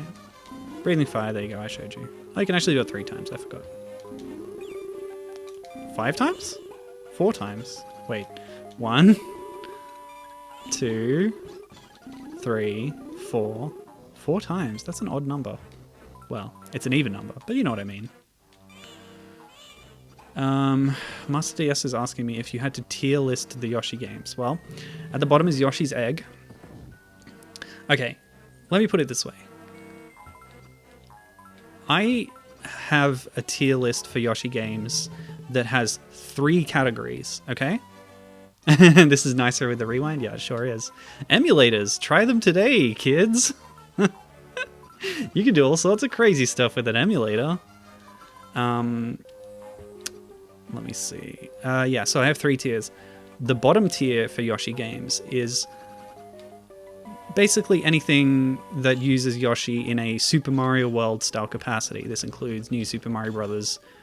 Wii and some spin-offs that were made just after Yoshi was a big hit in Super Mario World itself, but before he got his own game in Yoshi's Island.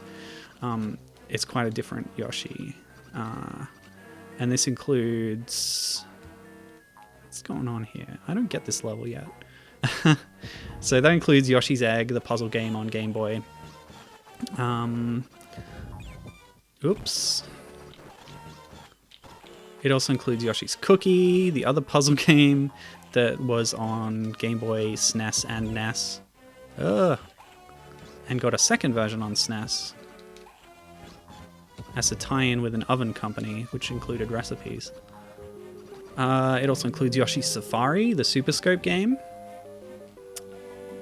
All of these basically are about adult Mario interacting with Yoshi in a way as to riding him, etc. But wait, what? It took me into another room. Do I just need to pick the right one? Is this trial and error mode? Oh, what? But I don't have a key.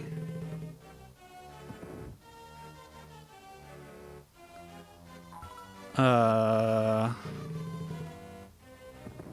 on a second. What? Okay. Oh, okay. And now I'm here, which is the right side of that middle room. Oh boy. So clearly the top door is going to take you to different... Yeah, so I've been in here.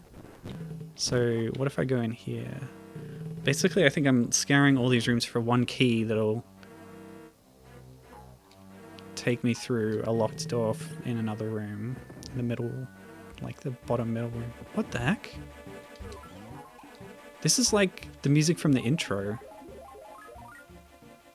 You never hear this music.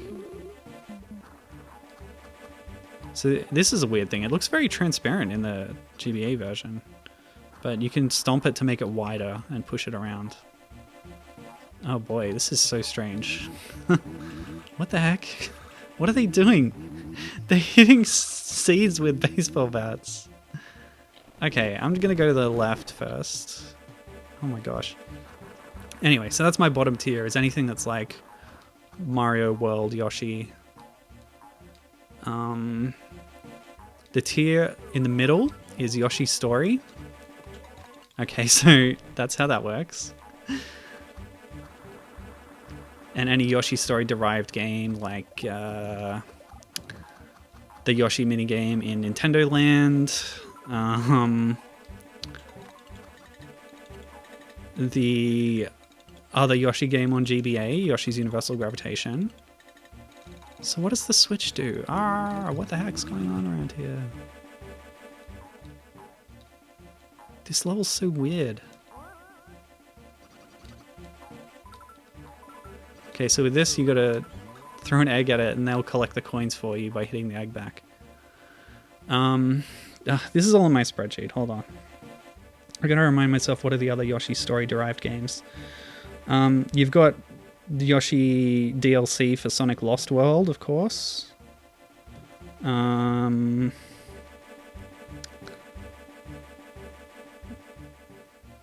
is it?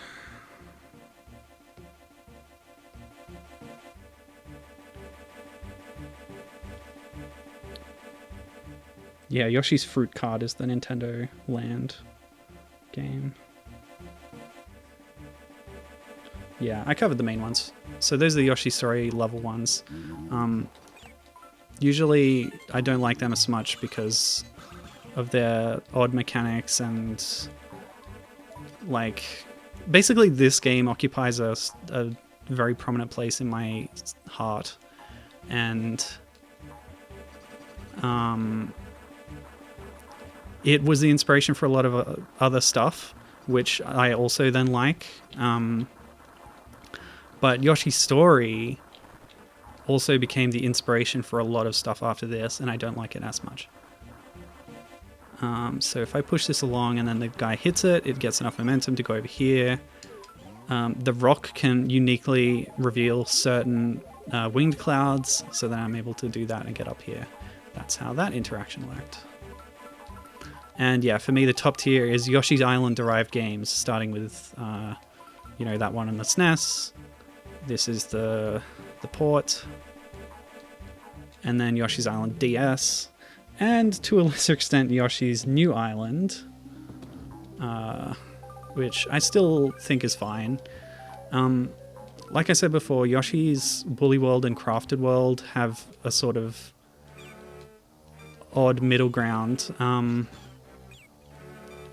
Because the other thing Woolly World actually brings over from Story is the health mechanics, but anyway. Crafted World is a whole other thing. Oh my gosh! It had a graphics problem. I guess there were too many Potoboos on screen that overwrote part of the door sprite. Other Yoshi games in the Yoshi's Island category include Yoshi Touch and Go on the DS. The Greenhouse Game & Watch game in Game & Watch Gallery 3, I think. Is it 3? Yeah, it's 3. Which had Yoshi's Island style aesthetics. And Yoshi's Panopon, or as it was originally localized, Tetris Attack, which was a Yoshi's Island themed panel-to-pon variant. See, I just had to find the right door. There's too many door rooms. It's all very confusing. Yeah, thanks. Touch and Go, as Master DS reminded me before I managed to mention it. Yeah, that's about it generally.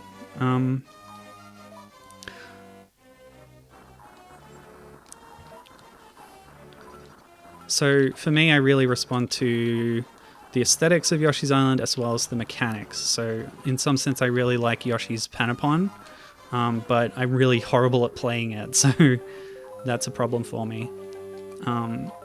But then Yoshi's Woolly World, It doesn't look a whole lot like Yoshi's Island. It does a bit, but mechanically it's very similar. Oh wow, there's even more to this level. These weird tall shy guys, they show up a few times. Just more examples of the weird things you see briefly in this game. Alright, let's not go too far here before I go through the one-way gate.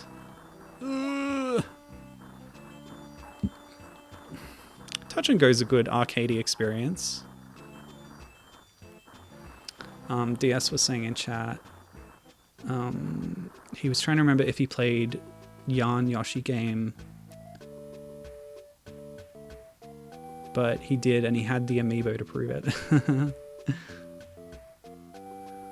He's linked a tier maker, which I'll have a squiz at. Tier makers are weird because of all the tiny little icons. I find it hard to pass at a glance. Yeah, this has a lot of the things I mentioned, but not all of them. I might have a look at that later. But yeah, for me it would be, there's 3 tiers and it just depends on which Yoshi game they're riffing on. Super Mario World, Yoshi's Island, or Yoshi Story. I don't often like ranking things and making those kinds of lists because there's so many factors, qualitative factors, very subjective. What the? Why is that just opening sometimes? Oh, I tried to time that, I'd mess it up. Okay, so that's the key. This is odd. Yeah, Gibbon says she liked Touch and Go, although there wasn't much to it. Would have been neat to get a full game in that engine. Yeah, Touch and Go is interesting. Some of the sprites in it were reused in Yoshi's Island DS, and they don't match. There's problems in that game with art style matching, where, yeah, there's just odd choices made. Like some things have outlines and some don't. Some are like traced over from other things. Like the Bowser sprite in Yoshi's Island DS is reused from Yoshi's Universal Gravitation, which I believe was Artoon as well. That is such a fascinating game because it really does different stuff, whereas Yoshi's Island DS is very much the direct sequel to this mechanically. I think I'll show you some of Universal Gravitation because, wow, no flowers really? Okay, that's fine. Yeah, I found a patch for Gravitation, which means you can play it without the doodly what's it thingammy bobber. You know what I mean? The tilt sensor. But yeah, Touch and Go really looks quite good. So that was the final secret level from the original game. Now for the final extra level for this port. We'll see what we have to do. Ultimate Castle Challenge. Oh my gosh, that sounds pretty scary. Okay. So we got those guys. Find them in some castles. So what's up here? Alright, first of all, let's do this. Although I am not, again, trying for 100% or anything. But you gotta knock those guys back to grab their goodies. Brian says that Touch and Go only made sense when touchscreens were alien things that no one knew how to use. I would argue that when you know how to use them, it becomes even more fun. And it's still a novelty today to use like unique and unusual control schemes in games. Okay, go away.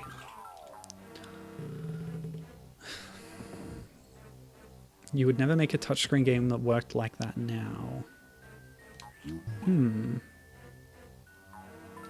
Interesting. Oh wait, the red coins do look different. Or do they? Look, that one on the left is definitely a different color. This is, by the way, an example of one of those rotating platforms that was done using the Super FX 2 chip on the Super Nintendo version. And in this version, it doesn't look quite as good. But that's okay. Yeah, what is with that? What? the tinted one was the only one that wasn't red. Now I'm really confused. Is that... Oh, that might be something with the patch. The patch might do something with the red coins. I'm not sure now. Are these guys racist? Perhaps.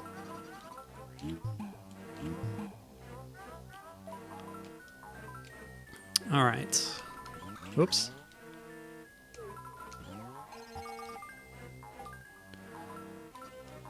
Oop. Yeah, it's like Yoshi games are usually either experimental and thus divisive, or just like overly reliant on older games, such as Yoshi's New Island, which is just like Yoshi's Island again, but worse. I played and enjoyed that game, but it's not the best. Oops. Oh boy. Stop it, please. My own fault, of course. Oh, is this where they spell out the things? Whoops. There's an instance in the original game where paths like this spell out Yoshi, and in the... I think in the Japanese version it's Yossi. The way they romanize it there, sometimes Y-O-S-S-Y, and then they change it to Yoshi for the English version. I don't think it was this, though, because this is an extra level. Wait a minute. Did I mix up the extra levels and the special levels? I'm just thinking about this now. Maybe this whole time I've got it the wrong way round. And the extra levels is what was in the original game, and they're just like the weird breezy experimental ones. And the special levels are new to this game, and they're the difficult ones. Oh boy, this is what you do when you don't do the research, folks. Sorry about that. Because I definitely remember this trivium about the Yoshi thing, and specifically in connection with the SNES game. But who knows, I could be wrong about that. This is another enemy variant that can steal steal Mario away from you. I keep doing that. There goes all my confidence. Gibbon's saying some cool stuff in chat. Yeah, about Yoshi's Touch and Go. That's true. It's got some early... We haven't quite worked out the standard yet design to it. And yeah, in the SNES game, the red coins were slightly different. Don't know if that was changed for the GBA version. I believe it was. I believe all coins are the same color here, no matter if they're disguised or not. Which is why I was so surprised to see the red coin earlier, the red tinted coin before. So I'm just all sorts of flustered now. I don't know what's going on with this game. I thought I knew stuff about it, but it turns out I was wrong the whole time. But again, it might be a patch thing. Because the red tinted ones were the non... Maybe something went wrong. I don't know. It's weird. Anyway, that was an interesting little setup where the eggs, again, are just meant to throw you off course, to knock you into things. Gibbon says... Oh, this is cool.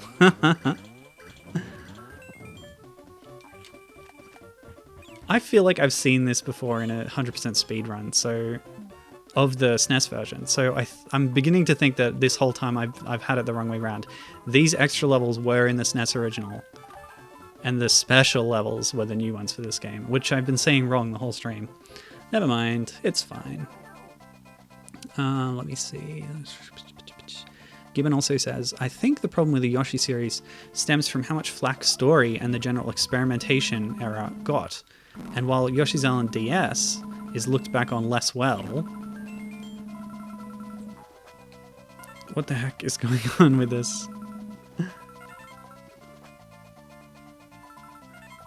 It's like riding a dolphin. And while Yoshi's Island DS is looked back on less well, at the time it was pretty praised for following the original's format. Yeah, in a sort of return to form sort of way. And I think that is what ultimately resulted in the current status quo of only make straight Yoshi's Island clones and only experiment with the aesthetic. I would push back on that slightly by saying that Crafted World is a fairly different experience. It's like 2.5D, and it does a lot of, from what I can tell, it does some different things with the format.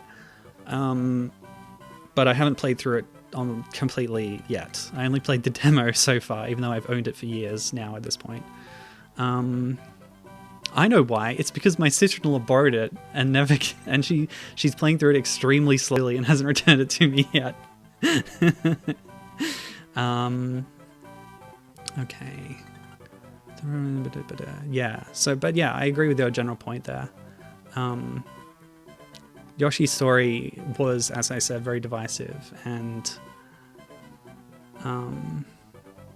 yeah, when Nintendo rarely listens to criticism, they like listen to it too hard and then they just never try again. It's very strange. Similar thing with Star Fox. Anyway, cool. Well, that's actually knocked out all the extra levels, all the ones I've never played before. So I've sort of completed my Yoshi's Island experience. It's cool. Feels good. This game's great, and I continue to love it.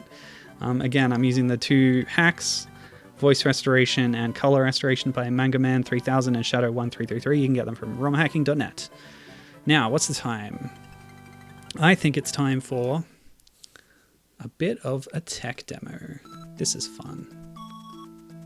And then after this, I'll show you some little universal gravitation with the tilting removed. So here's something interesting. While we're on the GBA and we're talking about Yoshi, just start this again. This is a tech demo. It was shown off at trade shows and stuff to demonstrate the capabilities of the GBA hardware. This title screen is part of it. It shows that it's able to do... You know what? This is all just pre-rendered, right? That's not that impressive. It's just a bunch of sprites, right? Whatever. I don't think that's a real-time 3D polygon, but it could be. Maybe. Equally, it could be them trying to fake that it's a 3D polygon to just wow at the trade show and like it's not meant to be. Anyway, you know what I'm saying.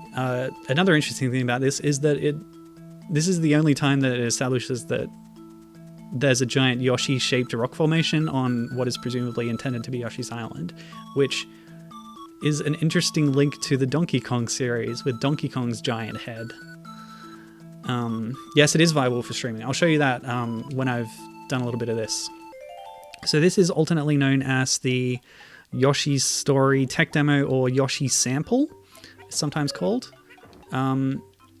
It doesn't work very well, apparently, because the message block does not activate when I hit it.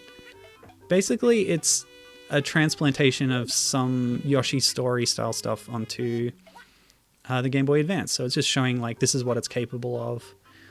It's doing some sprite rotation and stuff, which is kind of interesting. I don't appear to have... Oh, that's so cute! Apparently I can just do a zoom in button, which does demonstrate sprite scaling, so that's good. As I've mentioned, it's got the Yoshi voice as heard in Yoshi Story and like Smash 64 and everything.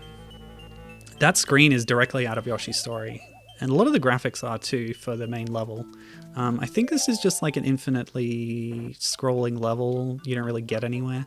So you hold down L and that zooms in. You press R and nothing happens. I don't appear to have a like lick button. I can just jump. I've definitely mapped my controller right. That's weird. I guess they haven't implemented all the mechanics because this is just like a very basic tech demo. But this was shown off at events and whatever. I'm not sure when exactly, but an interesting thing about this is, you know, a lot of this stuff is taken from Yoshi Story, the health meter, the Shy Guy sprites, which haven't scaled very well when they go to large form. But there's new stuff here too. The bob-ombs, the bullet bills, like that's completely new. You never see anything like that, particularly, whoa, in Yoshi Story. And I can jump really high, apparently. And yeah, I was talking about this before, but the Yoshi Story aesthetic, in this case, there's different levels that make use of different looks. In this case, we have the sort of cardboard look, and you could see "Made in Japan" written on the backboard and some logos and stuff. The bob-ombs, they're new. They don't really act like bob-ombs, apparently. And I think at this point we've looped back to the start of the level. So yeah. I don't know if there's emulation issues with this or what, or if it's just kind of unfinished. But, you know, it's just a tech demo to show what the GBA could do. It can do something that's a bit like Yoshi's Story. How about that? So I completed it because I did a loop. How about that? I guess I should mention here also my own theories about the Mario timeline. I talked about Yoshi's Island DS having that intergenerational thing. At the end, you see Yoshi being born out of an egg. Yoshi's Story starts with an older generation of Yoshis being taken away by Bowser Jr. and a younger generation stepping up and becoming heroes. So the idea is that after Yoshi's Story DS and whatever other things happen in the after Yoshi's Island DS and whatever else happens in the Yoshi's Island era. Oh, that block actually made that balloon appear, and I'm able to move it around, but my only interaction is bopping and stomping. I can't throw my eggs. I can do this again. So I don't know what the eggs are for exactly, but I've gained a new one by interacting with that balloon and stomping on it. But I've also lost one from taking damage in addition to my health meter. So there's just stuff going on here that I don't know what it does. I don't know. That Shy Guy changed color. They're not supposed to do that unless you stomp next to them in Yoshi's Story. Also note that the hip drop or stomp move that Yoshi does actually is a flying headbutt in this version, where he ends up slamming into the ground directly with his head, which has got to hurt. What was I saying? I forget. I was saying something about... Yeah, my theories. So after Yoshi's Island DS, the baby Yoshi hatches. By the time of Yoshi's Story, he's grown up a little bit. He's like a kid. And that's the generation that is the heroes in Yoshi's Story.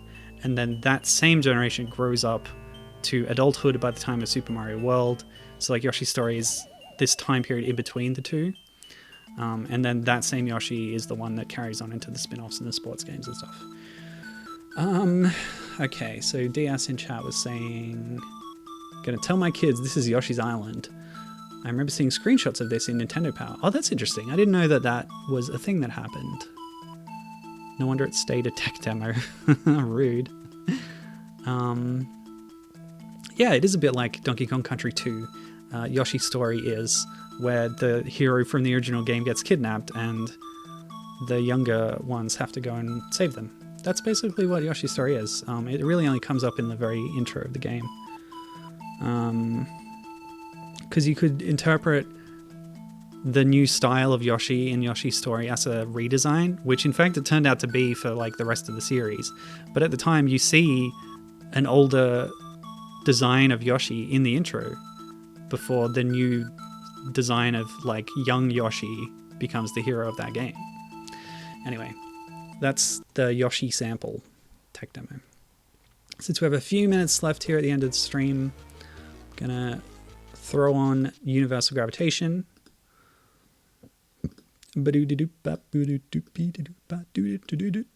Or as you might know it in North America, Yoshi Topsy Turvy. In Japan, the name was actually a lot closer to Universal Gravitation. It's a very complicated series of words that I do not know off the top of my head. I believe we want to pick the SPDS for this one.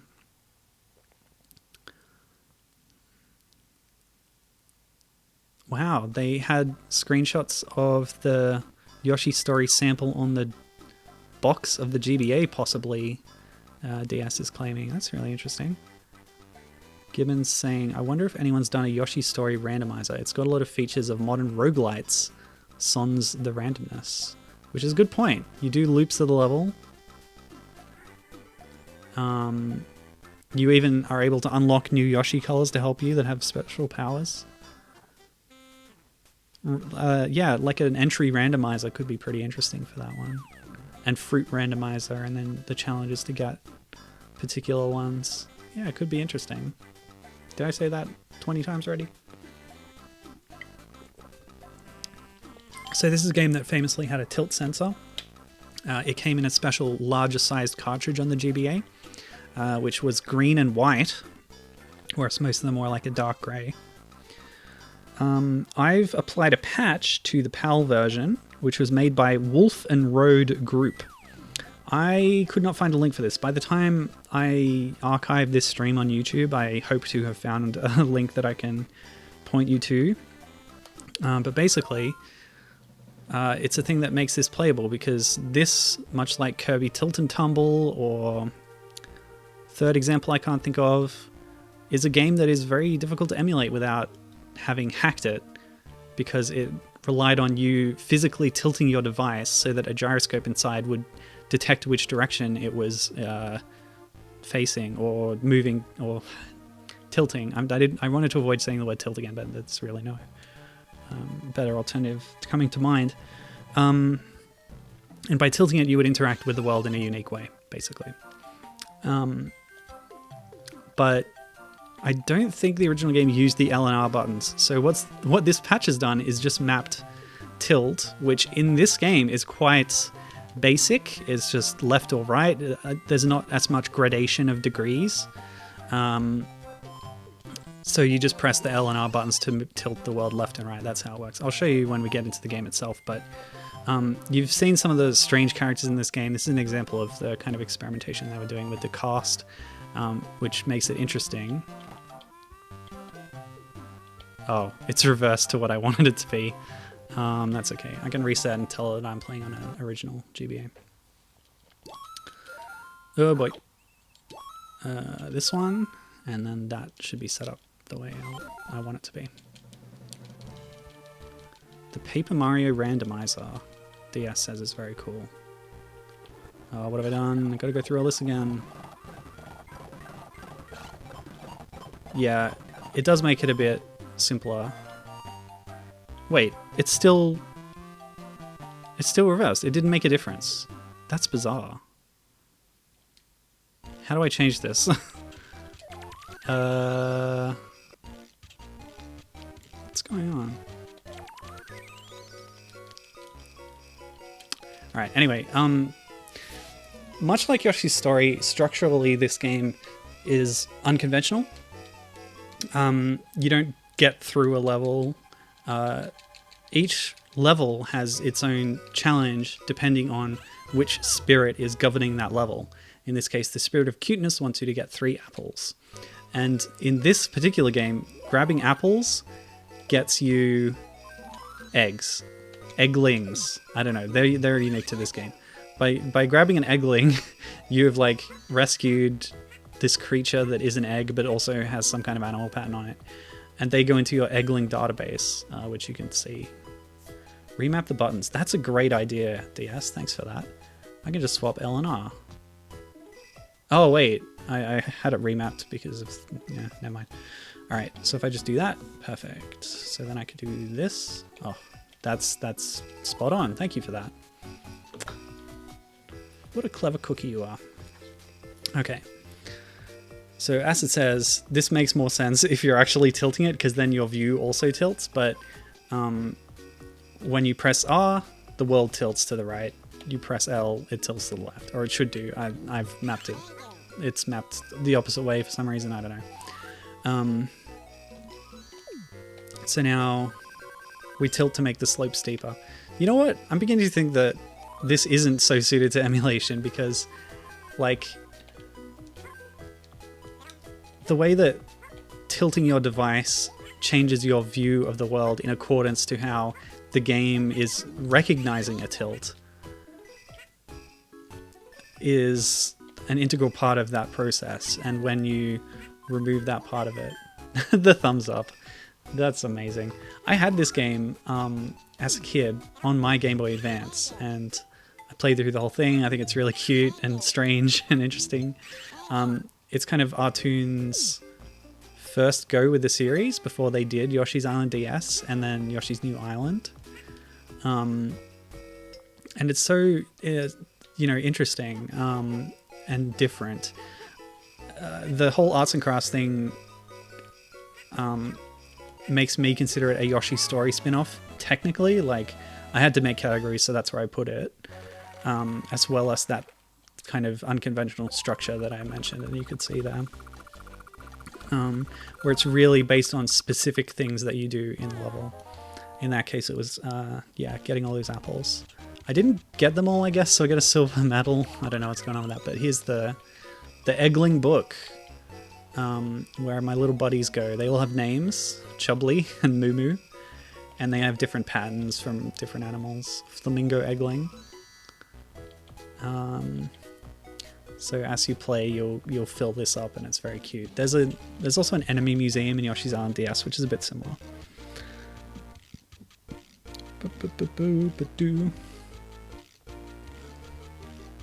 Oh, what happened?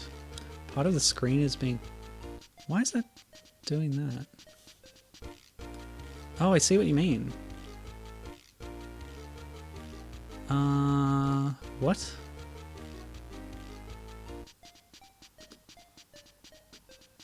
Oh, I see. Sorry, I picked the wrong window when it switched over. That's what it's supposed to look like. Thanks for the heads up. I messed up. I always do that. I mess up a lot. Mapping extra features to LNR is pretty common, says Gibbon. It's what the solar sensor is mapped to in the Boktai hacks. Ah, clever.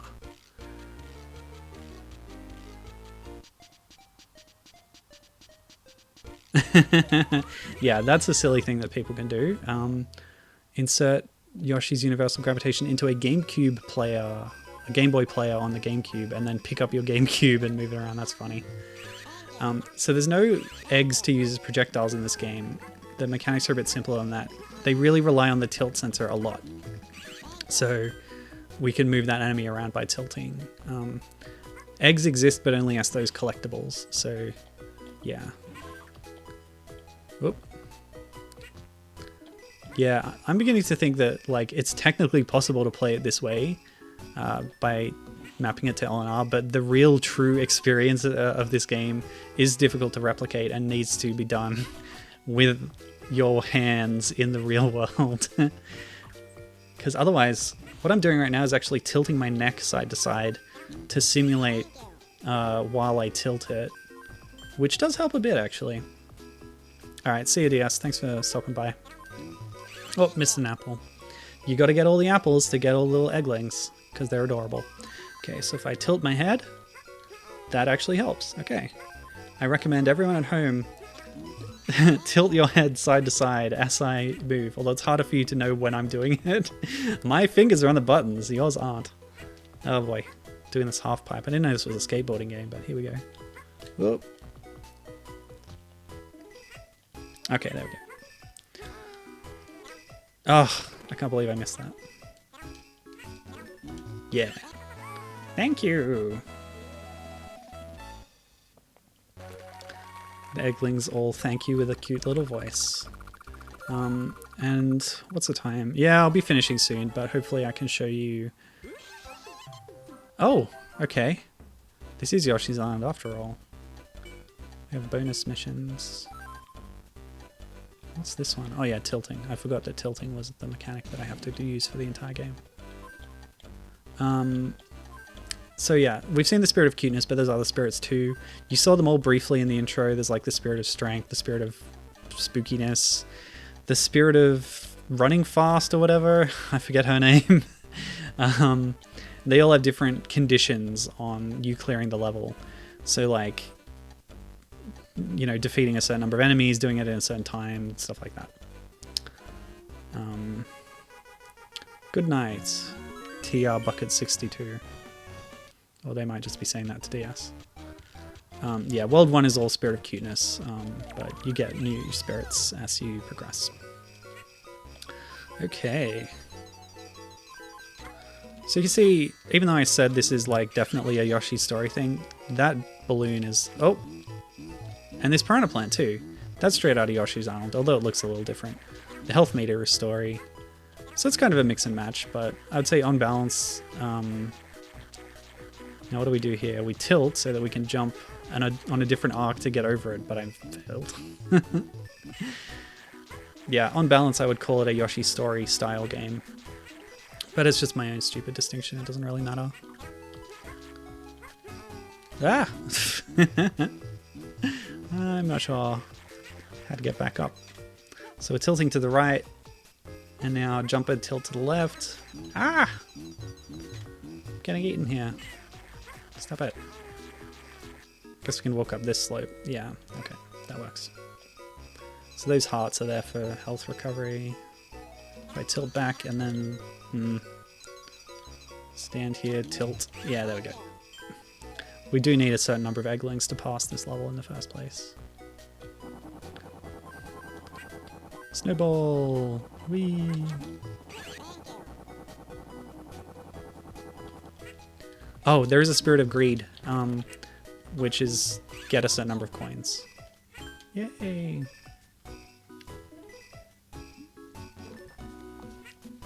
So it's really cute, this game. It's like interesting and it's in how it's structured. It's just a really like fascinating part of the Yoshi series, and it's now playable without owning the physical cartridge by this hack. There is a version of the hack for the North American version, Topsy Turvy, as well as a hack for this, the PAL version, Universal Gravitation. Separate hacks by separate people, but as far as I can tell, they both work just fine.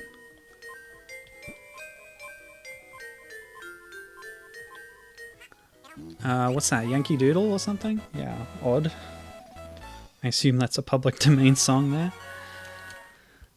So because I got all the egglings in that level, it got me the gold medal, which unlocked extra slots on the wheel for bonus games. That's the Spirit of Mischief, I think.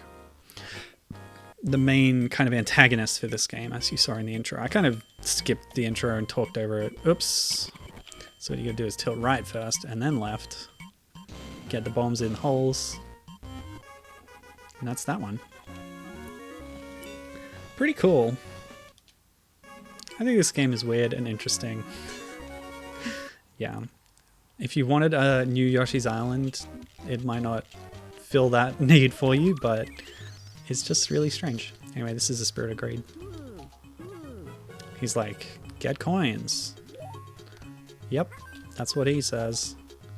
Oh, hey, come back here. I do love that cool sun or flower in the upper left corner. Cool shades, very nice.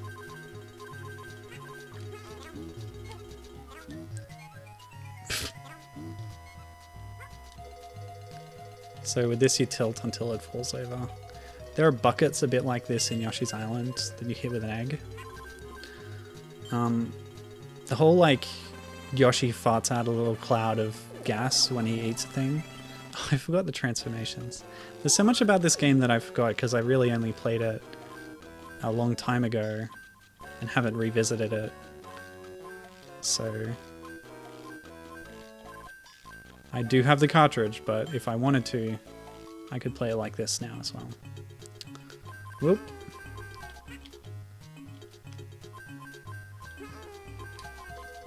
No, I missed some. That's okay. We win. I got enough. Enough coins to satisfy the Spirit of Greed. Please don't send me to a bonus game. I'm sick of them. Okay, let's do it. What's this about? Collect coins in bucket. Oh, that's tricky, because the bucket is also on wheels and moving.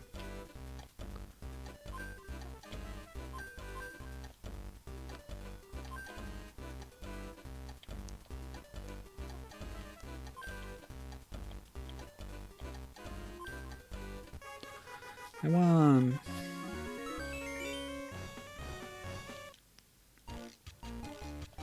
Cuteness again. I want to show some of the other spirits. Well, at least this is a new background. And a new challenge. Smash. Bash. Jump. Oh. You gotta move it all the way up to smash that block. And then you can climb that wall. It is kind of cool that you can just climb any wall by walking on it while tilted. Just get some health back. muscle memory is coming back to me a little.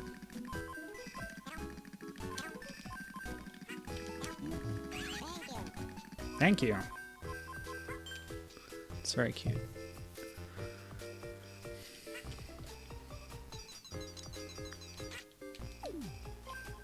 What's this guy doing?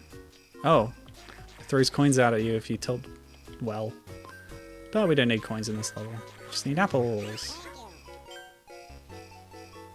Why apples turn into eggs, I don't know. Maybe they explain that in the intro. Whoops.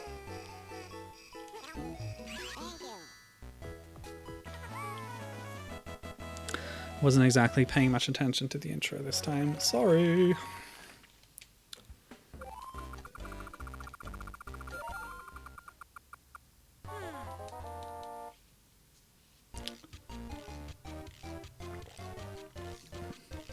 Maybe they only introduce one new spirit per level or something. Oh, world, sorry. Oh, it's a carnival pirate ship tilty thing. If you go all the way around, you get some coins. Gibbon says, the whole concept sure is interesting, but it's probably for the best that the game isn't terribly long.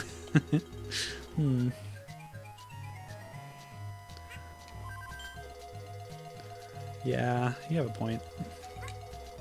Oops. Now, I was going to say, yeah, the soundtrack is actually pretty cool. Sorry, before I go up there, I'll actually collect some more coins on this screen. Like, this is probably the best Yoshi soundtrack that Artoon did. Maybe? Like, DS has some good tracks, but it also has some real stinkers, and Yoshi's New Island is even worse. Strangely, that trend has continued into the modern era, with Yoshi's Woolly World having a pretty good soundtrack, and then Yoshi's Crafted World having, like, not that. Yeah, I remember the composer of Yoshi's Woolly World throwing shade at the Crafted World soundtrack publicly on Twitter. And I can't say I disagree with them.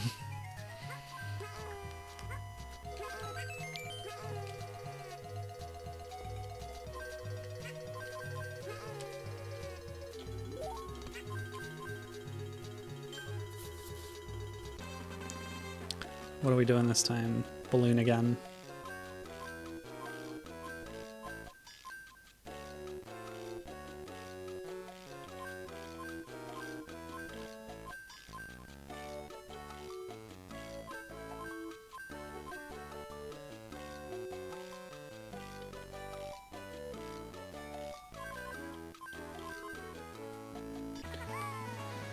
Oof, I don't know. I think I'm running out of steam here, so I guess I'll finish out this world, see if we can find a new spirit type at least. Oh, there's so many more to do. That's okay. We're just having a chill time. Playing some Yoshi. But yeah, I guess my point would be, give this game a chance if you haven't tried it out. And you cannot chain flutter jumps in this game, you can only do one.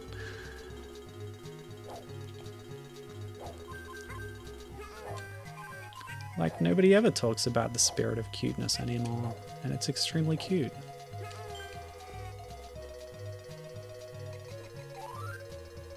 Yep, okay. Right. So this thing goes up. You memorize where the coins are, and then you tilt on the way back down. And lots of nice cardboard aesthetic around. You'd notice how, like, in the backdrop, they've sort of simulated clouds in the sky by having, like, rips of the top layer of cardboard on a corrugated sheet. So you see the ridged cardboard underneath. Isn't that cute? Isn't that amazing? I think that's really cool. Sorry, was I supposed to memorize something there? Oops. Oh, I'm gonna miss some stuff here. Okay. Well, I got some.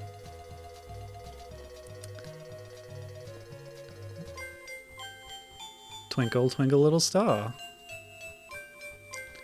A song written by Wolfgang Amadeus Mozart, if you didn't know.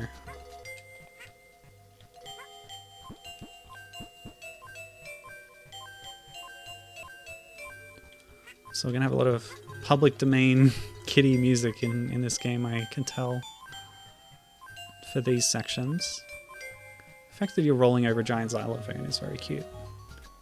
Okay, what's this now? Oh boy. The music changes tempo with how fast you're spinning.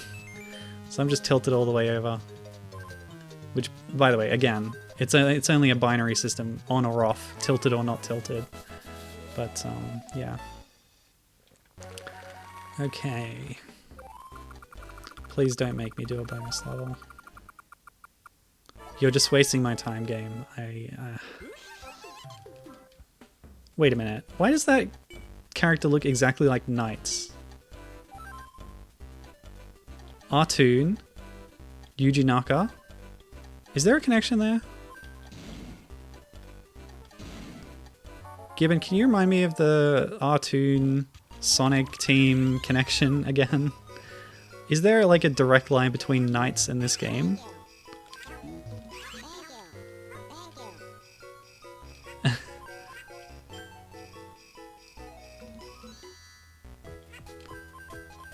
So they're intentionally riffing on their Knights design when they made the antagonist for this game.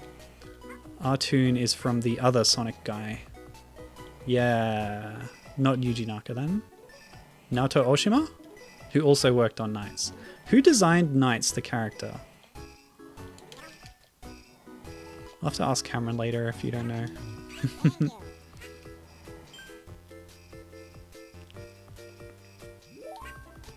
But yeah, it looks like there is a direct connection. Oh, and by the way, there are giant apples that make giant eggs.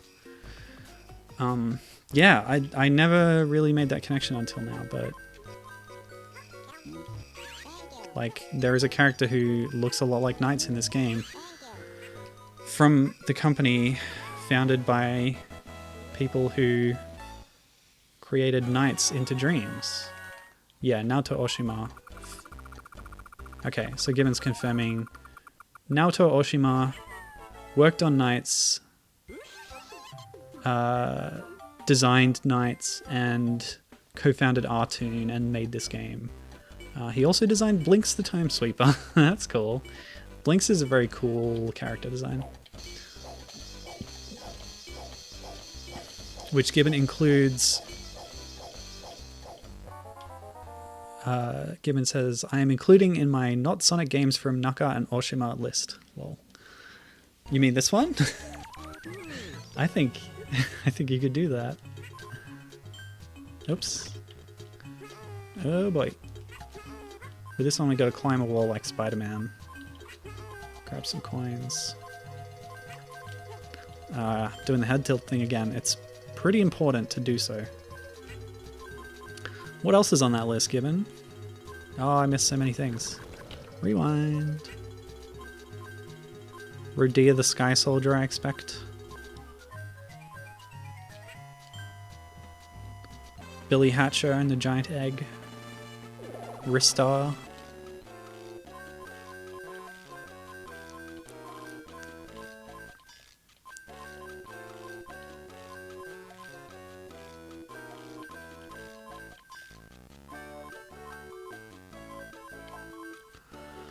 Gotta take a screenshot of that guy next time I see him.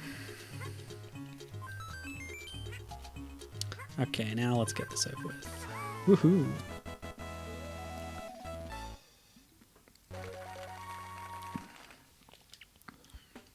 I could probably just take a picture from Mario Wiki, to be honest.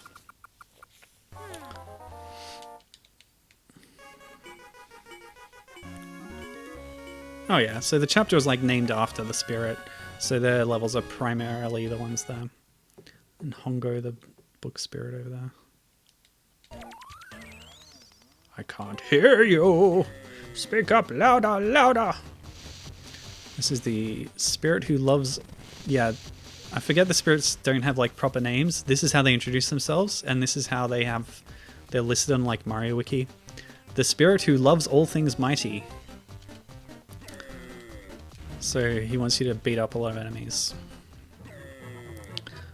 Hello, Ass on Fire 1738. Good to see ya. I don't know how to beat up piranha plants, to be honest. Maybe you can't. But I can definitely beat up Shy Guys. Oh, can I stomp? I can't.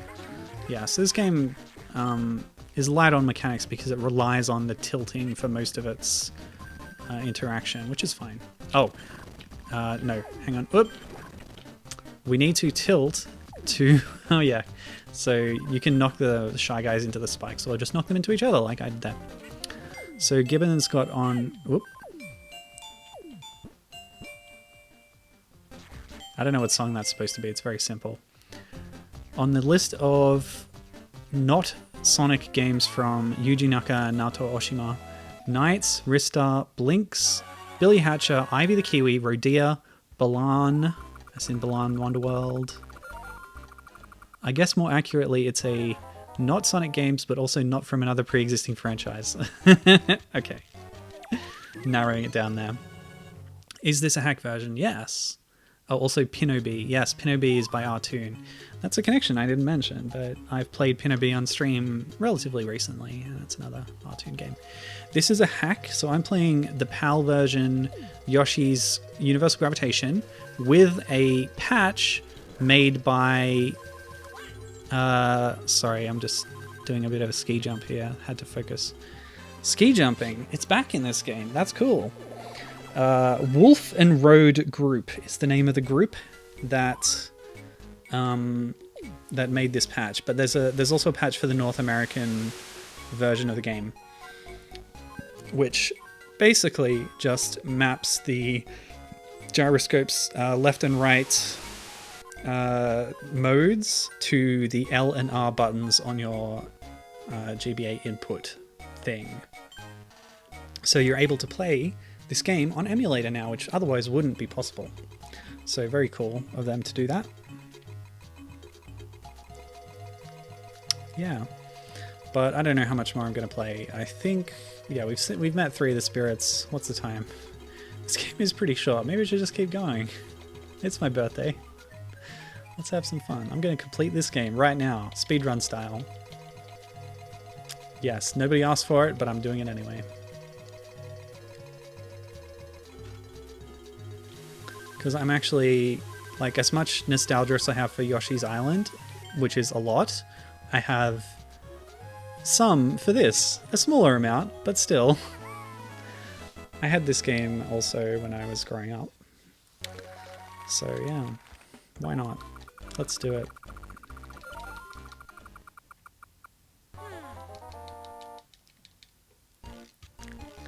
How many worlds are there? Might be worth checking that.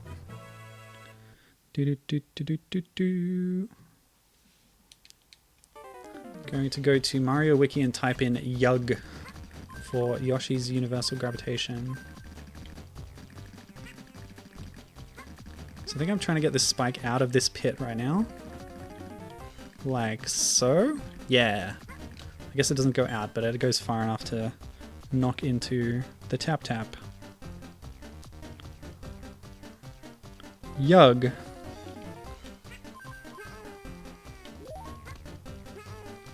Get me up there. Okay, so when the tap-tap walks on this, we tilt to roll it up and smash it down. And then what's over here? Scarecrow. Mr. Scarecrow Birdie. Whoa, whoa, whoa, whoa, whoa. That was odd. Oh no, poor Yoshi. Rewind. Ass on Fire is playing the original Yoshi's Island on their modded PS1 Classic Mini right now. That's awesome. I approve of this. I'm sure Sony does not approve, but I approve. Do I know you from somewhere else, Ass on Fire? I know people sometimes have different usernames. Just curious.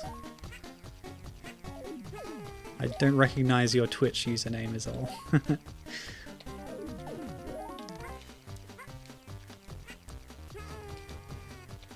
And there's 8 enemies defeated.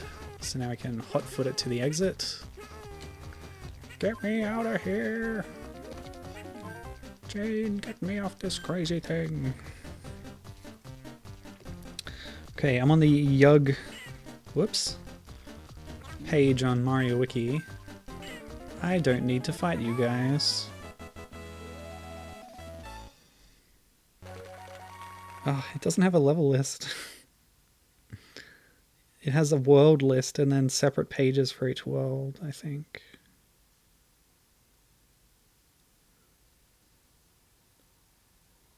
There's a lot of them. Let's keep going. Oh, you think? You think we know each other, but you're not sure. Oh, that's fine.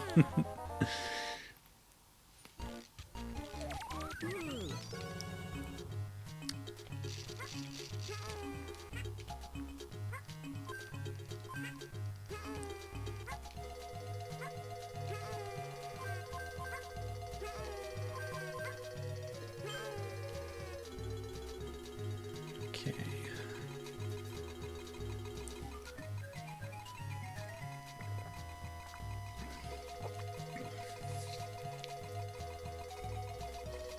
You know what? This is going to take a while. Oh well. Gibbon said before that this game was short. I don't know, or I think it's actually maybe longer than you think.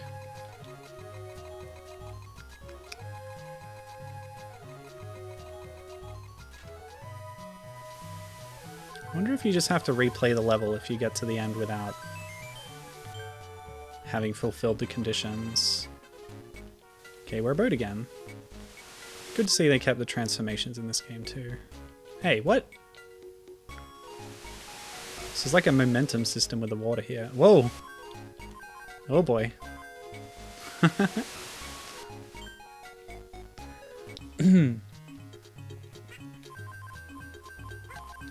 Okay, we're done. Good thing too. The requirements probably get harder the longer it goes in the game. Yes, I am playing this on my PC. I'm using the built-in GBA core in OpenEMU, the emulation front end on Mac. Oh, ravens! Ravens are back. Cute. I love it. We can eat them and fart out a little cloud of gas. I feel like that gas cloud is kind of similar to... I was talking about Super Donkey before as the kind of development predecessor to Yoshi's Island. One of the strange discoveries to come out of that was that there's like an unused... maybe it was used, but it's in Super Donkey's data of this little like cloud effect, which is just used for like... it comes out of a stomp attack that Stanley can do. And although that like graphical effect was never used in a finished game at the time, they actually kind of... they revived that effect and used a version of it in like Super Mario Maker 2 or something for a similar effect. But looking at it, I think maybe there's a version of it in this game too. Maybe. Alright, I don't actually need to kill these ones. Oh, but I do need to move this spike over here. But it will kill me. So what if I do this, and then... oh no. Oh, it didn't break the block that time. Never mind. This looks like a game that would be on the N64. Yeah, funny you should say that. I think that this game is very consciously trying to like homage Yoshi Story specifically. And I think it does a pretty good job with that.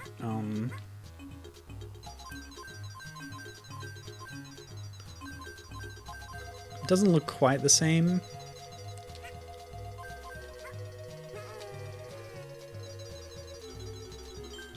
Because the, like, I guess the pixel resolution of the GBA doesn't allow it to have such fidelity in the pre-rendered graphics.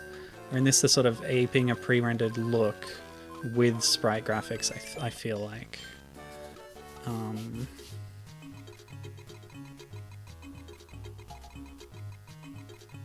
Anyway.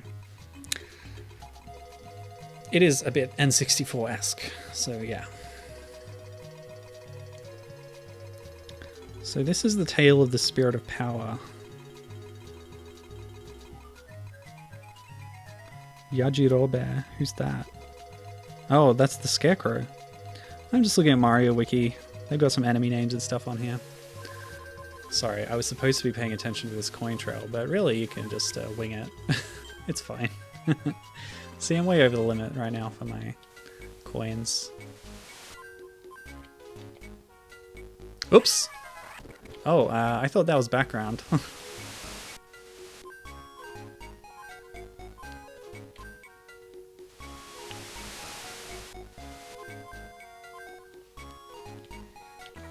Doo-doo.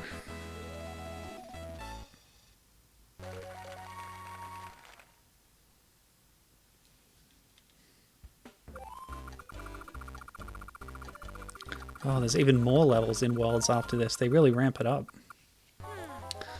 Oh, thank you for the follow. How nice.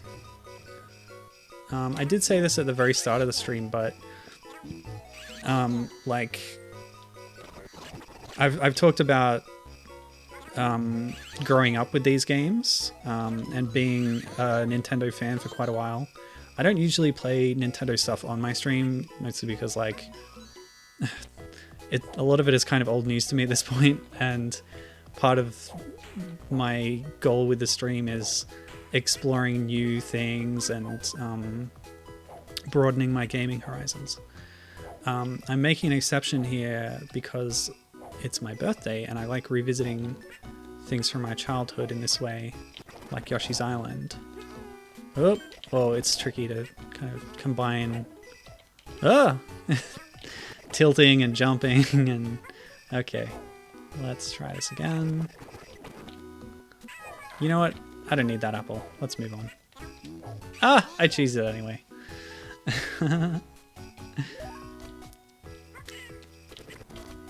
So like last stream I did was unusual in that I was playing a new release console game co-op with my spouse. But usually I play like retro stuff and indie stuff that I don't usually see other people playing, to try and bring awareness to obscure things that I find interesting. So, for example, let's look at some recent stuff I've done. Right, I played Golden Axe 3 and Revenge of Death Adder the time before that. I played Frogger 2 and the GBC version of Frogger 2. Swampy's Revenge, or whatever. Was it? Swampy's Quest I've written on my video. Is that wrong? Did I get it wrong? It's Swampy's Revenge, isn't it? I wrote it down wrong. I'll go fix that later. Before that I played, it was Trans Day of Visibility, and I played games from last year's Pride Month Queer Games Bundle on Itch.io that had been made by trans and non-binary creators. Okay, here we go. We got a double team mission here. We need to do 2 different challenges in one level.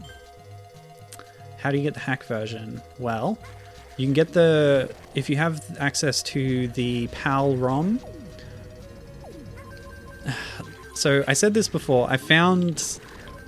At some point I had found this patch by Wolf and Road Group. But I don't exactly know where that came from. But you can search for the North American version. I think that was a bit easier to find in my case. It was made by somebody else that I did not have on hand.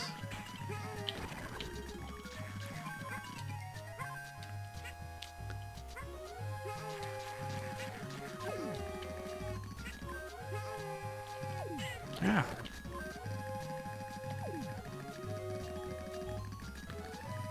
So yeah, I'm gonna have to look that up later to put it on the YouTube upload of where I got the hack from.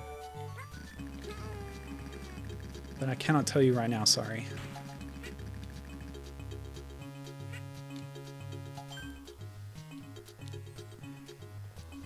Oh yeah, my stream before that was excellent. It was Barbarian a Korean-made DOS game that's just aesthetically ripping off Donkey Kong Country, which I found pretty fascinating. Harkening back to my discovery of Slam Dunk Kong previously. I think it was a couple years ago.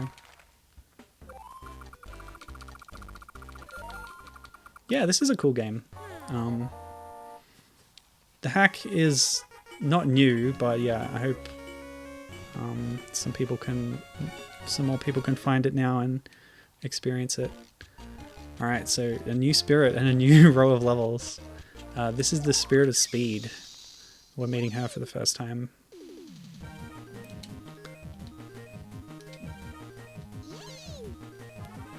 She's a speedrunner.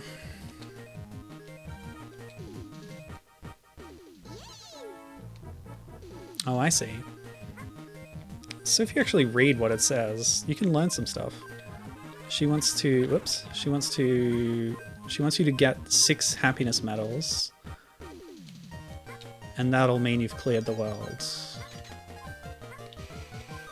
So you can complete levels without fulfilling their conditions as long as you do 6 of the conditions within their set of 10 levels, I think. That's how that works.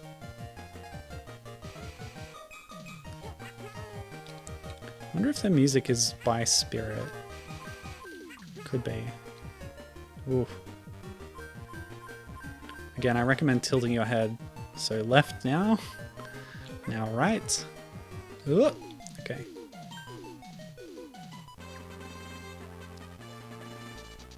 What are we this time? Oh, the ball. I remember the ball. You just tilt to move it around and smash through blocks. Ta-da!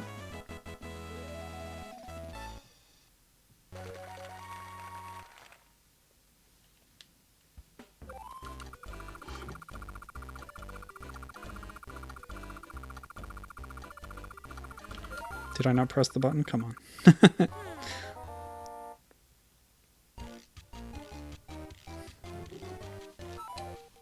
What? Okay.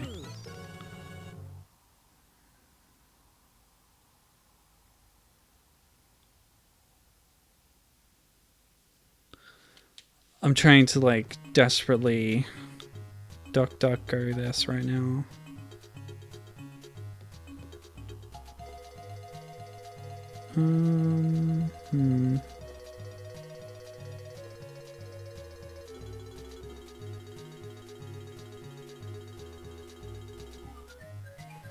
Yeah, I can't find it offhand, but I'll try and track it down for the upload.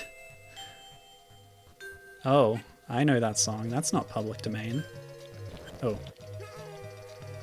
That was the Super Mario Brothers theme song, wasn't it?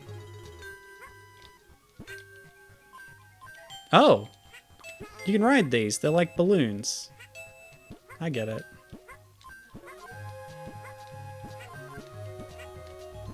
Have not used that mechanic yet.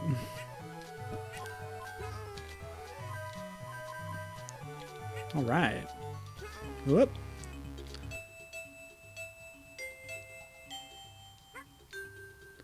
This looks better than the original. What? The original what? The original Universal Gravitation? I guess it's more accessible. That is a problem with the whole tilt center thing. Like, it's not very accessible in an ableist sense. No! Which is an advantage of the hack patch. Yeah, I can't find it for the PAL version. Skiing again. They really just throw you into the next new challenge. It's... Whoa. Oh no, I didn't get enough. Okay, sorry. Alright, cool.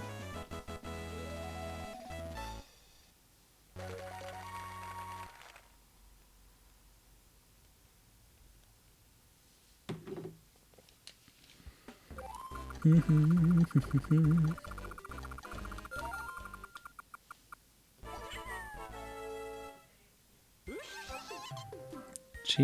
no tilt patches.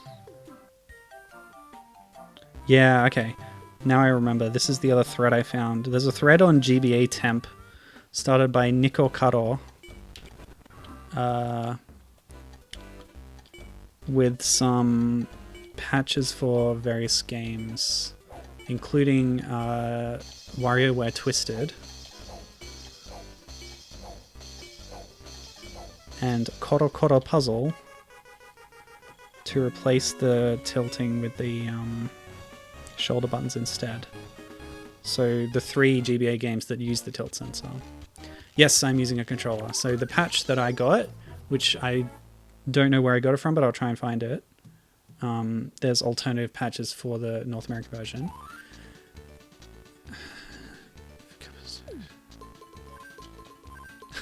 Okay, just throw you out of the flower pot. So yeah, the patch I'm using maps tilting on the tilt sensor to the shoulder buttons. So I've set it up so that if I press L, it will be as if the game thinks I'm tilting my GBA to the left and vice versa. And so yes, I'm using a DualShock 4, which is a quite good controller, I'll have you know.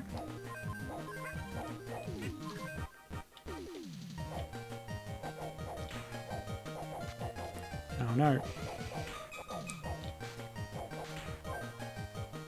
Come on, I'm speedrunning. Yeah.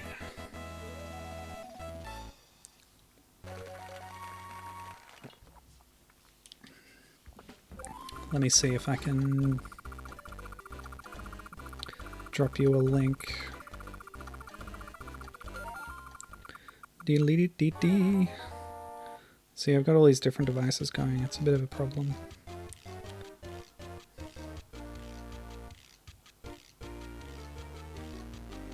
Okay, I just put a link in the chat which might help you if you want a patch for the North American release of this game. Okay.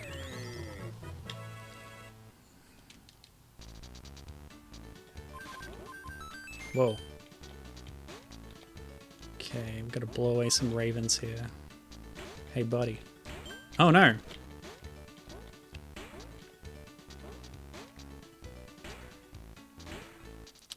There's some weird corner bounces going on here.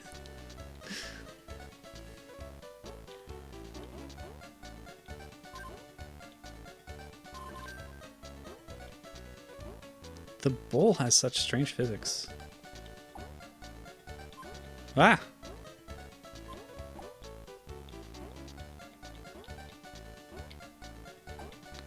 So this is the gimmick level where you spend the entire time as a ball.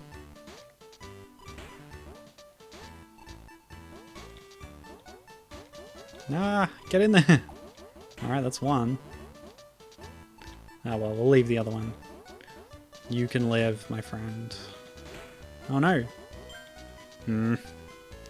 Usually they put some extras in here. Give you some wiggle room. Whoa, there's tons here. Alright, we're all good. Ah. Oh man. Alright.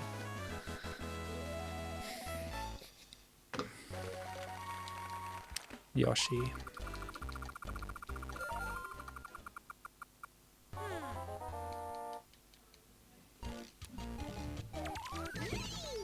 Yee!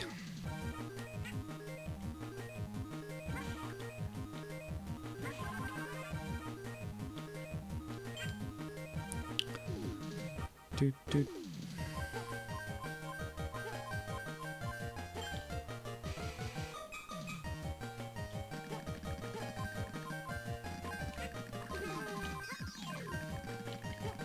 Ah! Ah!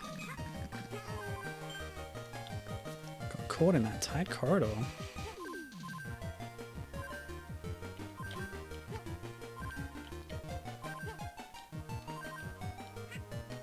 Yep. No. Okay.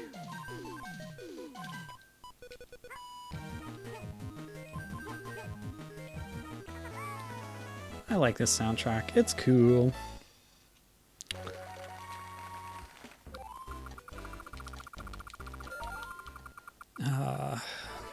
Oh man, not again. I find these a bit tedious. Oh good, yeah, check that link out later.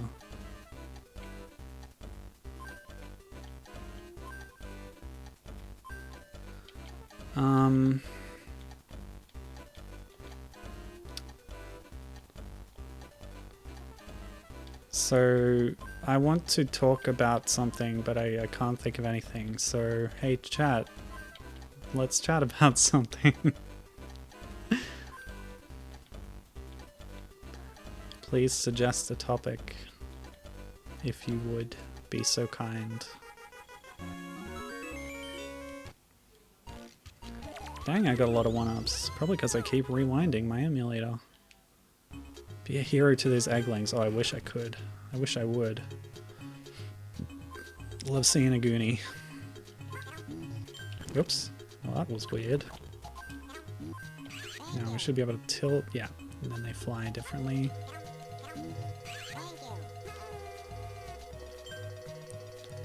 No, that's fine, Gibbon.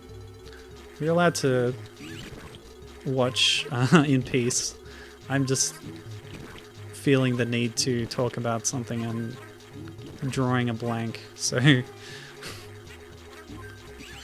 Ugh, go away. Jerk plants. What am I supposed to... Oh, I see.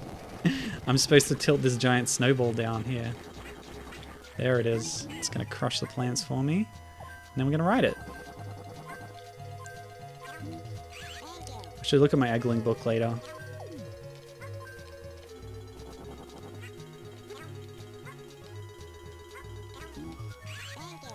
Where am I from? I am from Australia. I do not mind you asking. I know that sometimes it can be hard to distinguish accents from different places if you're unfamiliar, so... I don't know. I might have a strange way of speaking.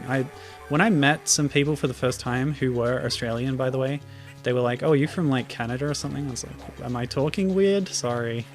I probably was talking weird. Especially meeting new people, it's easy to get nervous and... yeah. Alright, I should be able to actually smack this piranha plant. Oh no, the chain doesn't go long enough.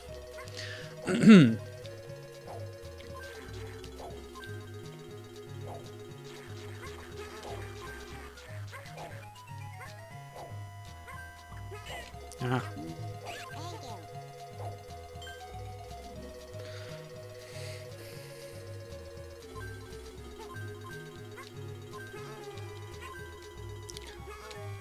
And I guess there are differences in Australian accents. I'm a part of the legacy of white settlement in Australia. And my parents were from Melbourne, so the south end of the East Coast. But I grew up in the south coast of... we call it the south coast of New South Wales. It's further north, basically. But I don't know, the differences between those metropolitan areas is probably subtle. Ass on Fire thinks I sound like I'm from the US as well, and that's why they asked. Oh gosh, I feel like I've been called out. What is it about my voice? I just told that story about someone thinking I was from North America. I find that strange.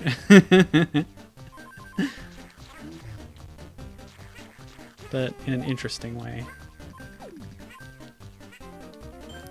Sometimes I do fake accents when I'm reading the dialogue in games, but it's probably offensive.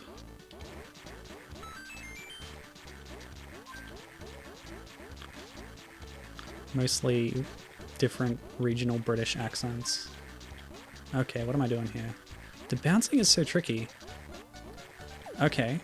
Oh, I did it! I feel like that was a fluke, but you know. You know what this reminds me of is Mario Pinball Land. Or Super Mario Ball. Where you... Oop! Oh well, sure I had to have one on the right there, but okay. What have I missed out on? 2 more piranha plants. Let's rewind that. So if I move one here and then... Yeah, and then the other one can be over there. That works. Where'd it go? Hey, where did it go? It's down there. It killed them. Okay.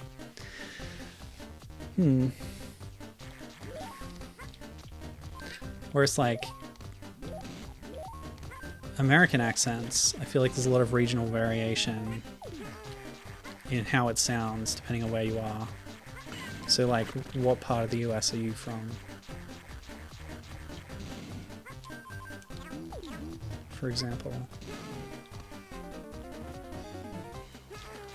Okay, I've got enough. Let's go.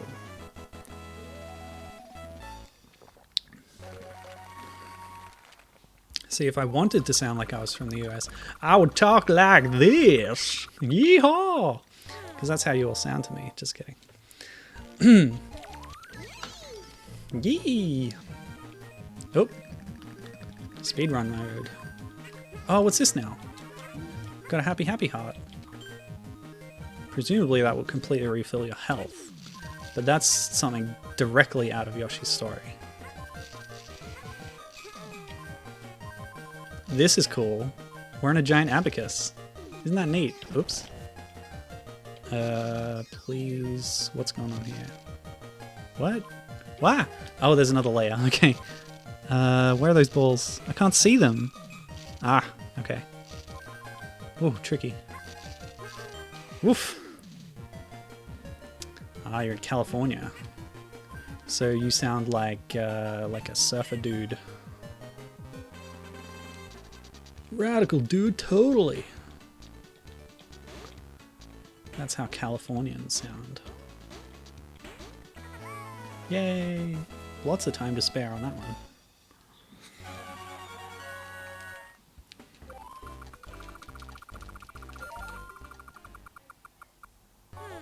Yes! This is a speedrun. It's not actually. But I want to get minimum bonus chances. Whoops. The thing is that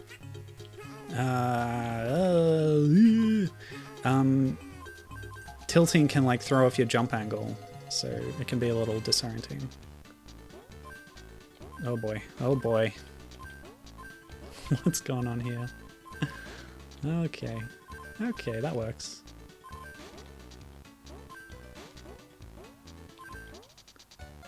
That went well. Ah! It's just strange when you have complete control over the, like, the physical reality of your world. You know what I mean? You ever feel like you're in complete physical control of the reality of your world? Me neither.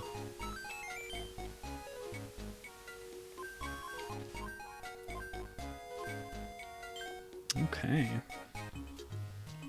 That reminds me of a Yoshi's Woolly World transformation sequence, because they're often auto-scrollers. Now, as we found out, you can climb the notes. Not sure what that tune was. Dun, dun, dun, dun, dun, dun, dun, dun, dun, dun. That's a classical song. Can't quite place it. Is it Gustav Holst's The Planets?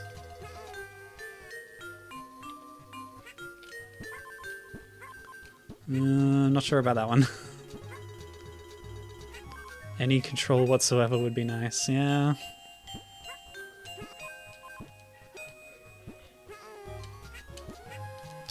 Well, good luck in this capitalist world of ours.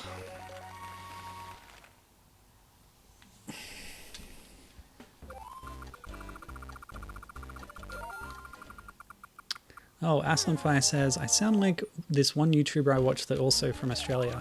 I'm going to guess who you're talking about because I've watched a lot of Mini-Me videos and I think he sounds a lot like me. So is it Mini-Me the guy who does graphically impressive GBA and DS reviews, and more recently does a lot of like licensed stuff and handheld stuff. The sort of stuff that I also coincidentally like to play. Like odd games that are like overlooked just because they're licensed, but they still have interesting stuff about them.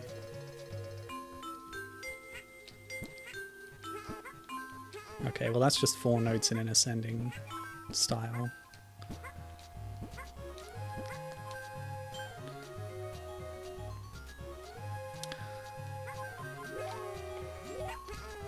I do recommend his channel. It's always a great watch, and it is spelled MINIMME.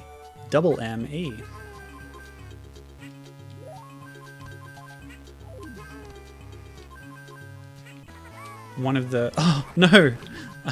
I was 1 coin short, so I had to rewind real quick. I have to at least get the base level happiness medal. Come on. Yeah, one of the things he was known for was playing all of the licensed Pixar Cars video games. Ka-chow.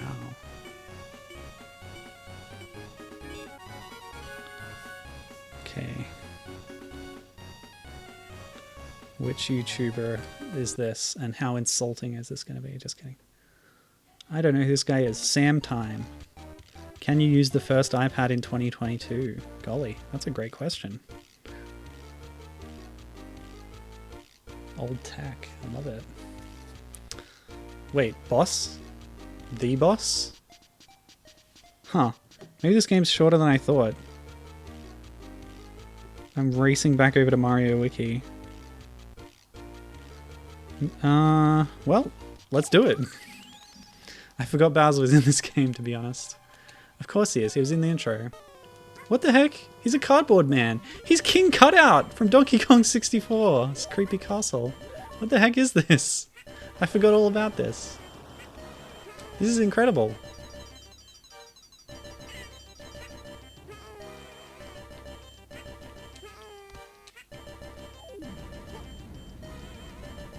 And I like this level. It's like set pieces, just using your different tilt functions all in a row while you're avoiding the attacks. It's fascinating. Oops. Okay. Oh, it wasn't Bowser after all. It was the Spirit of Mischief just holding a big cutout. It's me, remember? Are you mad? Yes, I'm mad. Come on now, don't be so angry. You still have a long way to go to reach the last page. Good luck. Okay. So that world was just one short boss sort of scroller. Interesting. Oh, great spirit. What the heck? Okay. Wow. This is the spirit of kindness, apparently. What's she doing? Oh, she wants me to get through without killing enemies. And if I do, it gets marked off on that thing down the bottom. That's cool, cool, cool. So this time we have to be careful. Yep, I've blown up a raven. Sorry about that, buddy.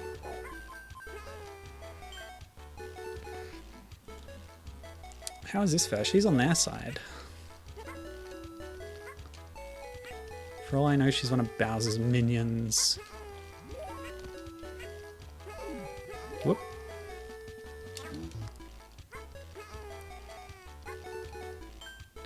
See, this is interesting. Now it's testing your precision and control of the tilt. You can't just go willy-nilly because you're trying not to damage. Ah! Well, now I gotta wait for you.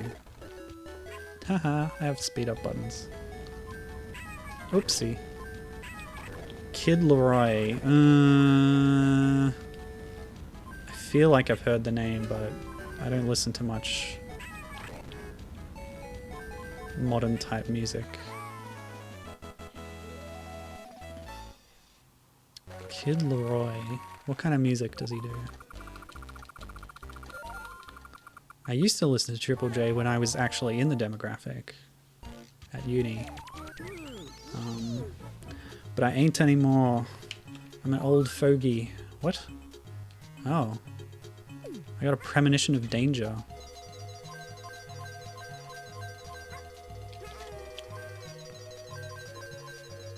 Whoops.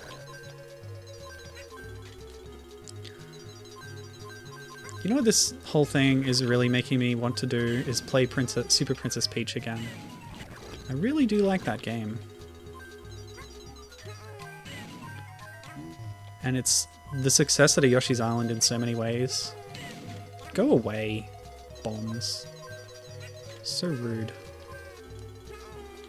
Ah! Alright, never mind. I am the spirit who loves turning back time. That's me.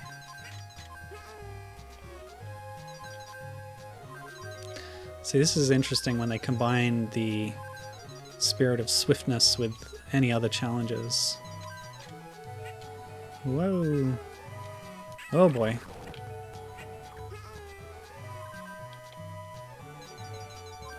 Oh, a rapper? Yeah, I've never been into hip-hop, but especially Australian hip-hop, sorry to say. But by all means, I hope you enjoy it.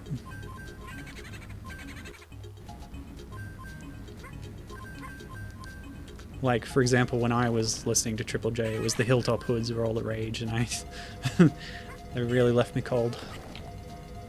That's okay.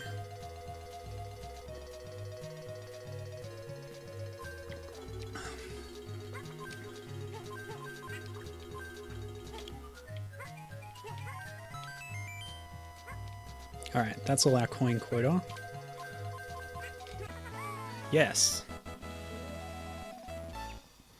So we are approaching the end of the game. After this world, there's one more world before the final boss zone.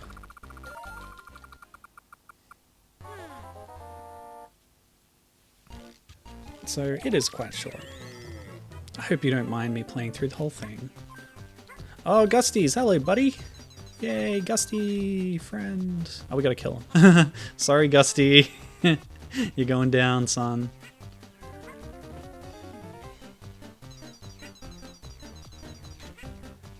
Was there just one?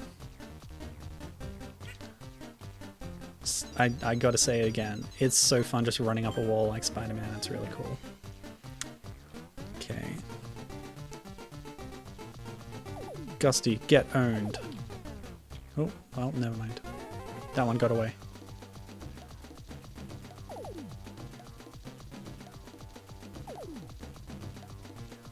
I have a big hitbox, so this is pretty easy to just roll. You hit most of them.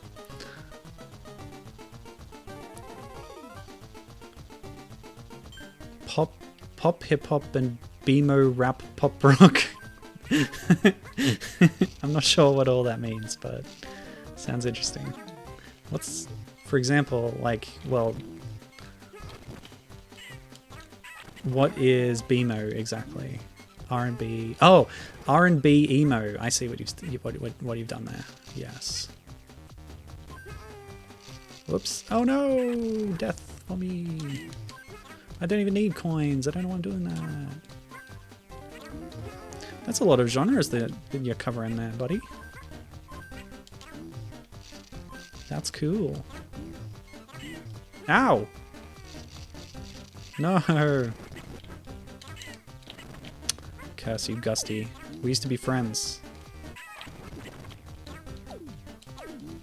Oh, beautiful.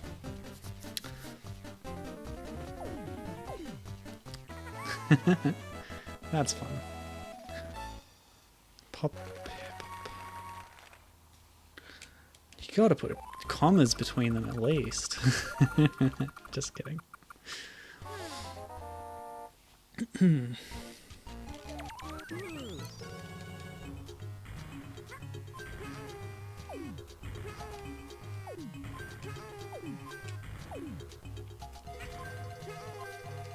Don't really listen to much music at all anymore. Unless it's video game soundtracks or... Of course, exception would be Eurovision. I listen to a lot of Eurovision Song Contest music.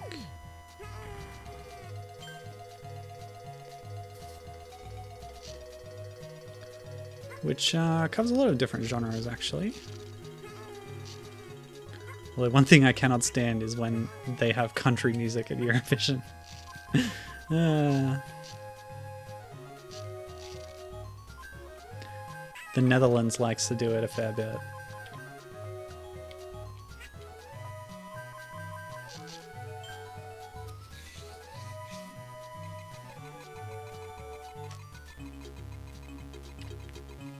Ah yes, thank you. Pop, hip-hop, R&B, emo rap, and pop rock. That makes more sense. Yeah.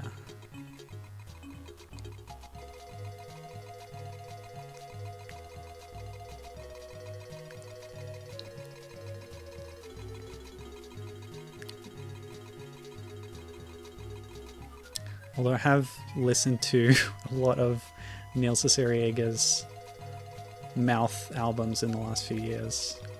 Mouth sounds, mouth silence,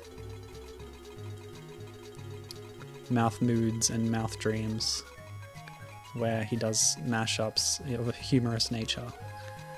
And they're like really catchy and listenable and also funny.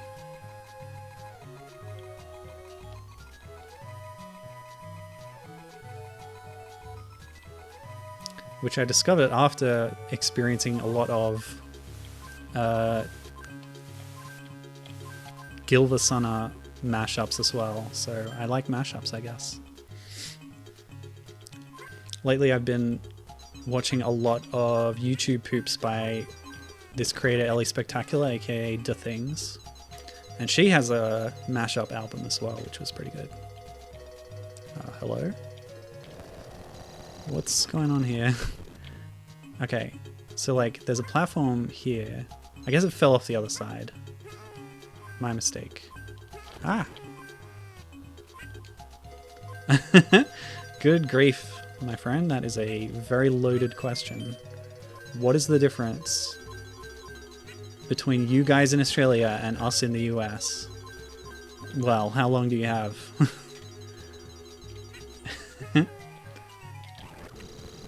I think culturally there's a lot of commonality. We use the metric system, which is, you know, a whole thing. I really don't know how to answer that. What is the difference between you guys in Australia and us in the US? Says Ass on Fire. Let me see. That's one way to get through that screen.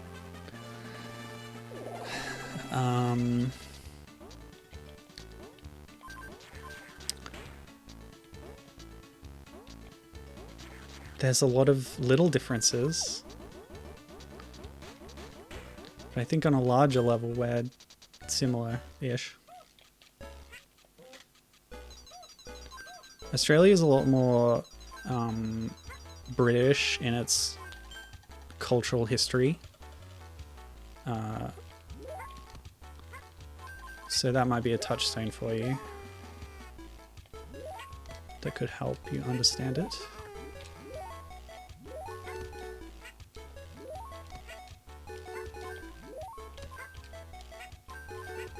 Ah!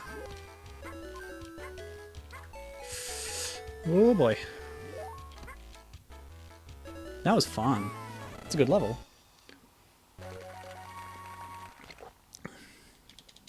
Sorry, I accidentally leaned on the fast forward button there, which is why that music got distorted a bit.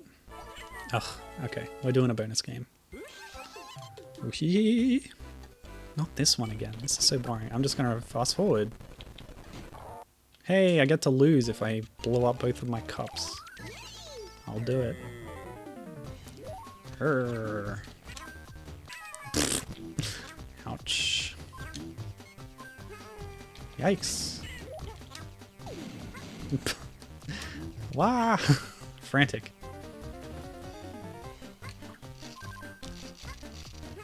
Oh wait, I need to kill things. I forgot I need to kill things. Stop. Get eaten, please. Ow.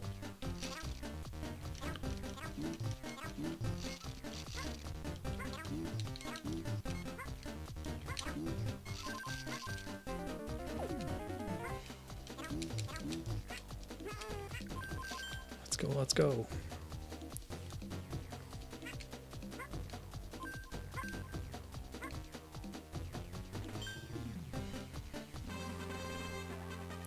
Do you guys in Australia listen to American music? I would say yeah, we do. But I wouldn't want to generalize. I think maybe a good indicator would be, I mentioned Triple J before. Triple J is a publicly or government funded radio station for, you know, quote unquote, the youth. So like, you know, young adults, etc. I don't know. And every year they do this event called the Hottest 100, where the listening public all votes on what their favorite songs were from that year. And anyone can submit their choices for that. And then they tally it all up and they say, okay, what were the top 100 songs of the year in our audience? And because of the type of music they normally play, it's obviously skewed a bit because of their audience. But just check that out. Go to, you know, Triple J Hottest 100 for the last few years or whatever, and see what's on there and see what you recognize, because there'll be undoubtedly some Australian stuff on there that you don't know. But that'll tell you. Oh, a dolphin! I love it. There is a dolphin in this game. It automatically gets plus 100 points in my scoring system out of 1,000. Yeah, sure. Let's go with that. Oops. Oh boy, that was a bit of a misstep there. Okay. Oh, yeah, the challenges are definitely getting harder in this game, but we've just got to 70 coins, so I don't have to stress too much for this one.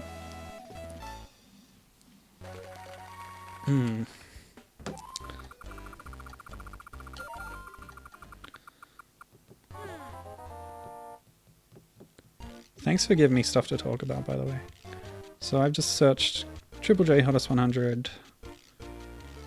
Normally they do it in around Invasion Day, so in late January for the previous year. Seeing if I could find a list of like... So the top song last year... Oh, that's right. I remember this now. The best song as voted by the Triple J listening public in Australia was... The Wiggles. So they're an Australian children's music band who did get international success, so you might have heard of them, the Wiggles. Elephant,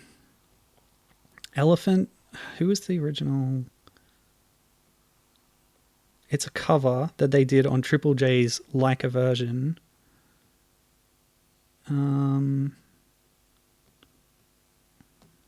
Where is it? Yeah, Tame Impala, who are also an Australian band. So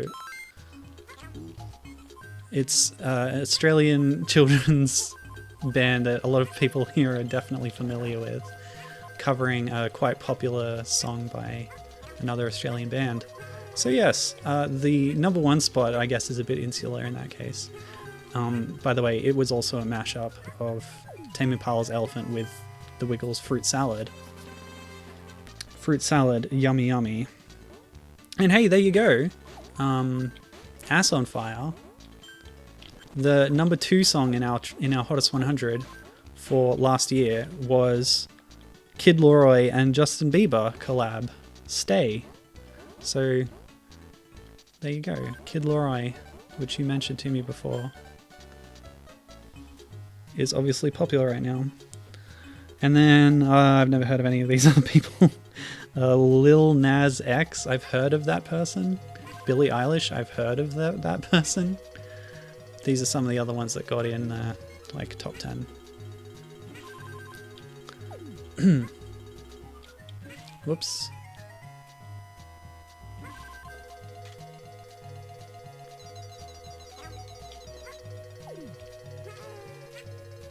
Oops. That's alright. I think we're on a good track for this one. Oh! Oh! Oh boy! Okay, gotta be careful on this screen. You can, I guess, build up some momentum by, like, sliding on the snowy patch there. But there we go. Lil Nas X is an American rapper. Yeah, see? So we do listen to American music. I told you. So that's like the top 10 from last year. Includes some of those people. Never been to Australia. I want to visit there one day. Yeah. I think it's probably a good place to visit. A lot of variety. I don't know, I couldn't tell you. I live here.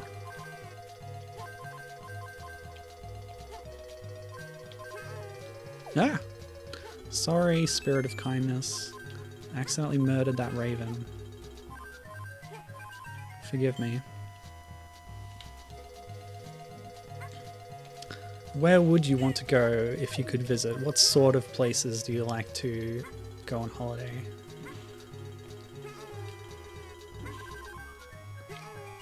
Because, like, we got beach, we got desert, we got forests, etc. We have cities, we have regional, rural places too. Ah! Gimme coin, gimme coin, gimme coin! Oh, Billie Eilish is American? I didn't know that. I didn't really know. I guess I thought she was British. Oops! I've killed too many! My hands have spilled too much blood. Do Shy Guys have blood? You could argue that they're sort of animated homunculi who are composed of just material like a little sandbag or something.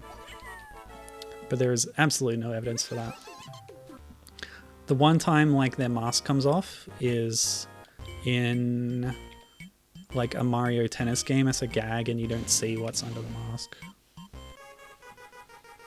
One of the animations on the winning podium, like Shy Guy runs up and its mask falls off and Luigi is shocked. Thank you. Must not forget to look at my Eggling book. You want to visit the whole of Australia? Wow, well, it's pretty big, but I'm trying to place this tune right now.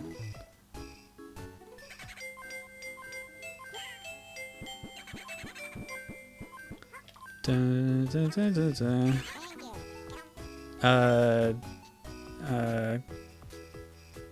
Is that Camptown Races? Maybe.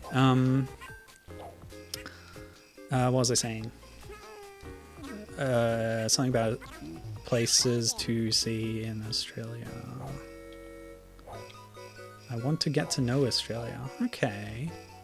Well, so basically the big cities are on the coast and in the middle is a lot of desert and less populated places. What some people like to do is hire a car or a caravan or a camper van, or what would you call it, an RV or whatever, and just drive around as much as they can and take in lots of different places by driving around to them. So you can do that even if you just go up the coast or something. 10 Little Indians, maybe. I'm not sure. That the name does not summon a tune to mind. 10 Little Indians, yeah. But clearly a lot of the music on those keyboard sections, on those glockenspiel sections or whatever, is taken from public domain tracks. Oops. Does way too much damage. Ah! Oh no. Slain one already.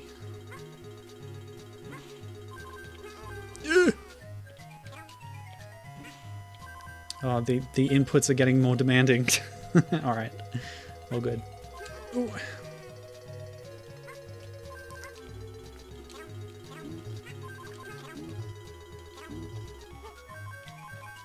Ow. Ow. Okay.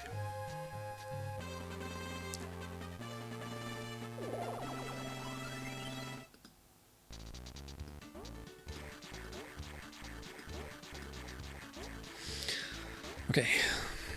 Do not defeat the piranha plants.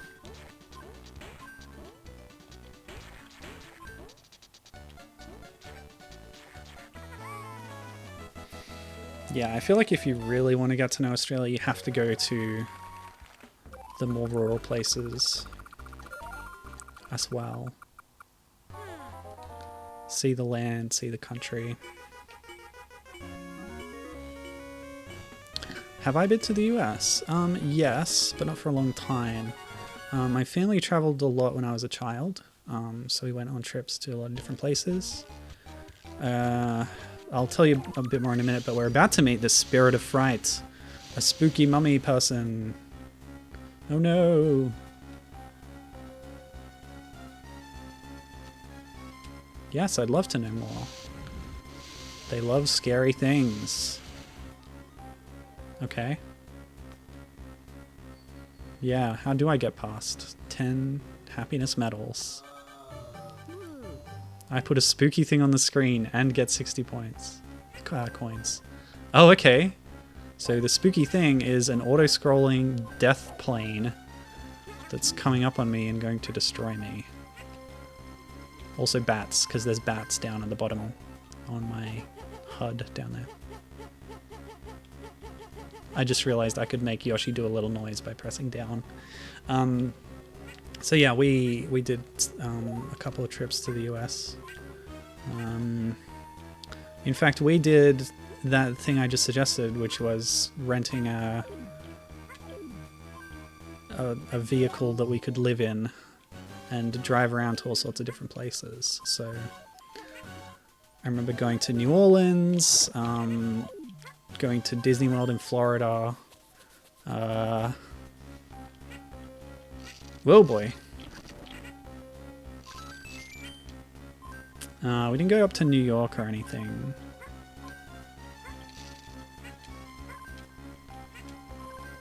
But we've also been like further west, like, well, we went to the Grand Canyon. We did a lot of touristy stuff, you know?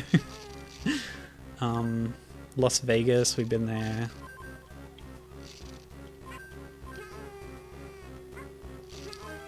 These might have been separate trips. We have been to California, actually, your place of residence. Don't think we went to Washington State. Ow.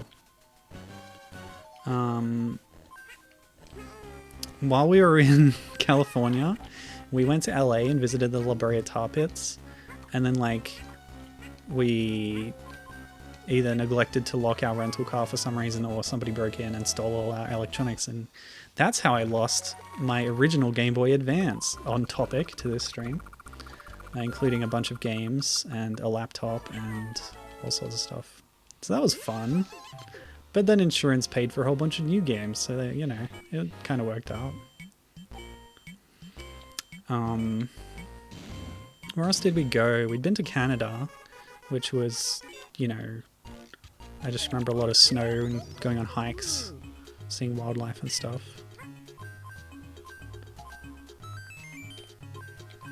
To be completely honest, like, I was reasonably young when we did a lot of this traveling, so my memories are a bit fractured. Come on, give me coin. Thank you.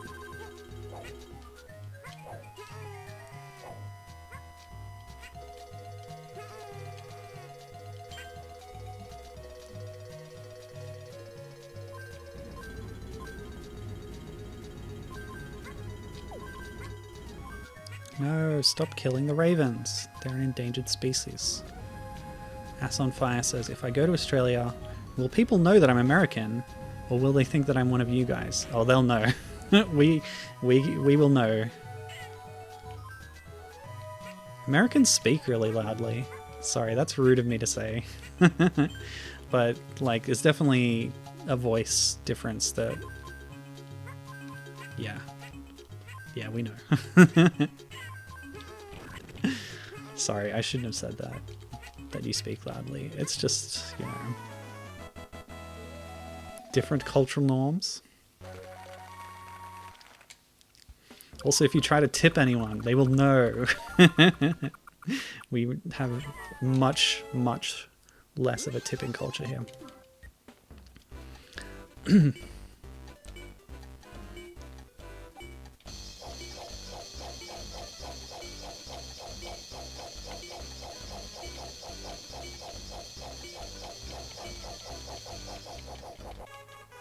Woo!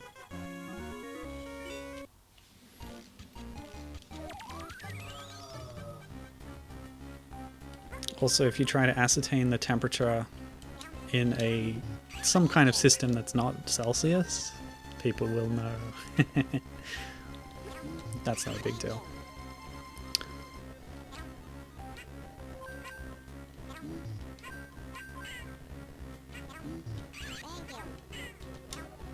Ah!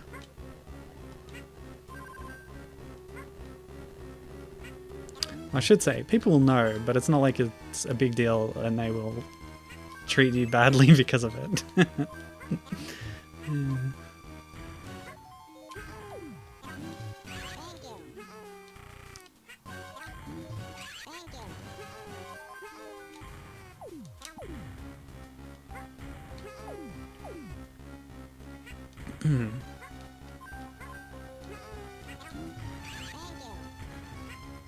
Can I eat the big ones? No, I can't. In Yoshi's Island, you can eat big Shy Guys, and then you get a big egg. Whoops. No! Give me apple! Oh, man. I haven't yet let myself die in this playthrough, so I don't really know where it puts you back to.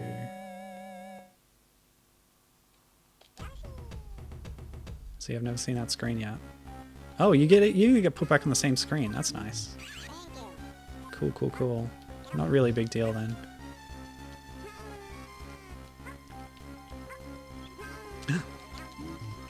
Yes, egglings, come to me. Oh, another giveaway. If you wear a hat with an American flag on it, then people will know. Although I suppose it's not out of the question for an Australian to wear a hat like that. Is this a bowling ball? Am I on a bowling ball?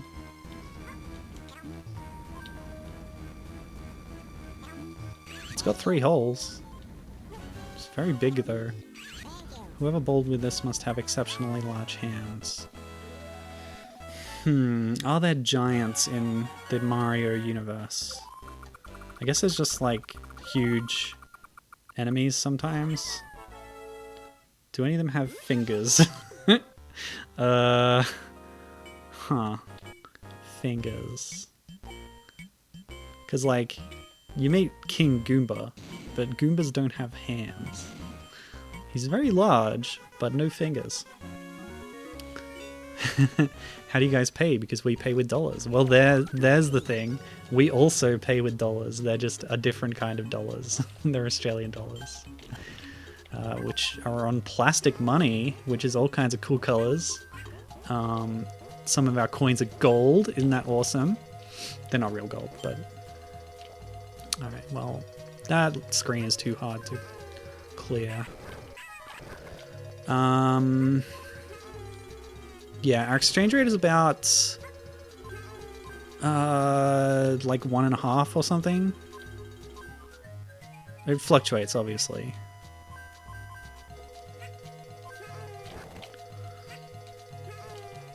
So, like, just one example that I'm exposed to frequently is Americans often talk about the cost of video games and, like, a new game being $60, right? That's like the... that's the common, like, touch point for the price of a game.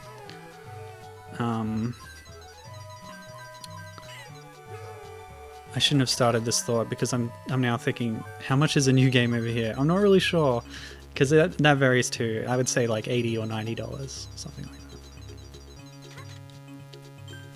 But it's been going up in this current generation. Oh, we got a new kind of boat. I can jump in this boat, as well as tilt. Okay.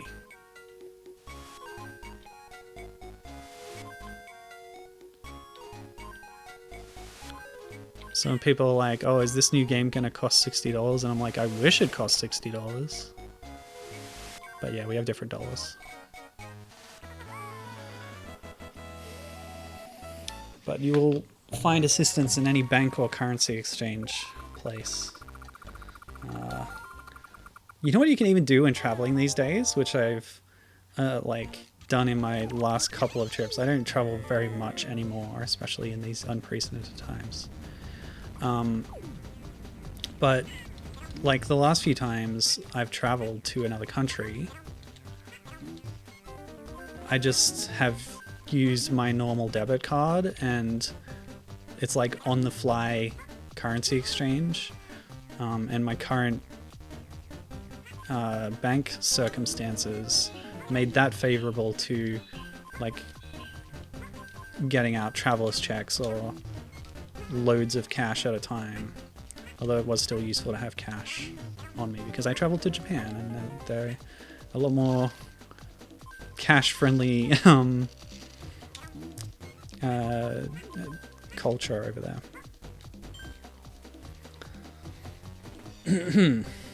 Yes, I miss Japan. I want to go back.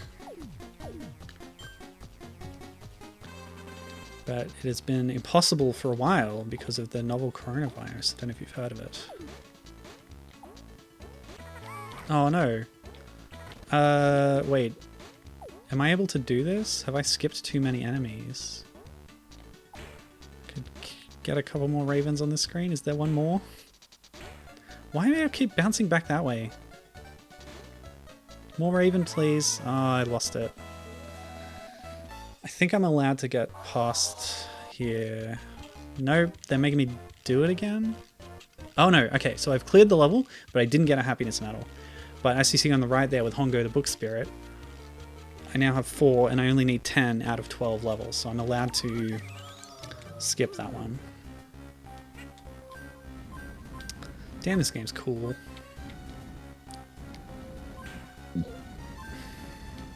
Oops. Oh yeah.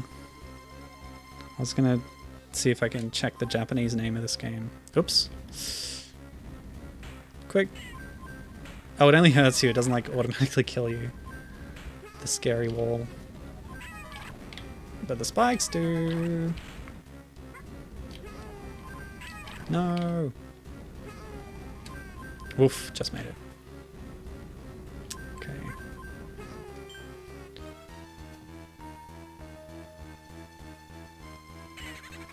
Ow. Sorry. Check out this screen. Oh, we can calibrate tilt sensor. So that could help with my troubles before where it was flipped to what I expected. That might help fix it.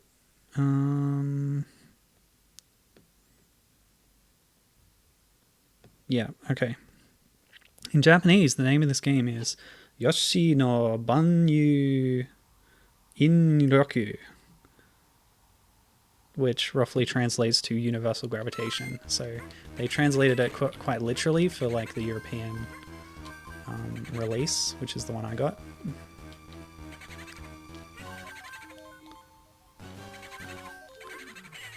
Whereas in North America it's called Topsy Turvy, which is a bit more catchy. So you can eat coins in this game. Ah! Oh my gosh. Looks like the top path has more coins. Oh, I can fling up? That's amazing. Very cool. Whee! can you play this ROM hack on a real GBA? That's a great question. I'm pretty sure if you had a flash cart, you'd be able to load it on there. Yeah, for sure. Because once you've patched the ROM, it's still the same ROM file. So yeah, you'd be able to do that. That would even help actually, because you know, part of the problem I'm having is when you, in the original game, when you tilt your console, you're also tilting your view of the screen. So it would look like Yoshi is actually on a slope here when I'm doing this, compared to this, right? And if you were on a real GBA, you would be able to tilt it, even if the tilting didn't affect the gameplay, just to help you out in that way. Whereas I'm sort of simulating that by tilting my own head back and forth. Okay, not long to go now. Whee! Okay, so we're getting egglings and coins. Oh, are you kidding me? Cool. Oh, there's a lip.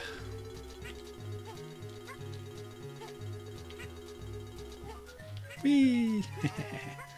So you press down to slide and then... Oh! And then tilt, and you go rocketing up the half pipe. Beautiful. Yibbida yibbida. Give me coin. Okay. Ugh. The flutter is like kind of useless in this game because you can only do the one. It feels like it doesn't get you very far. Oh, no. How did I find out about this ROM hack?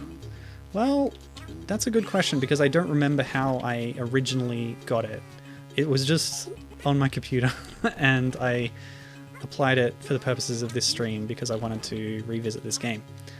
I would assume that when I found it, whenever I did, that I was just thinking about how I used to own this game and if I ever wanted to revisit it, which I didn't want to do it straight away at the time, I would need a patch to play it. Or maybe I heard about the patch and went and got it at that time. I don't know. It's a real problem for me at the moment that I cannot like remember or find where I got the patch from.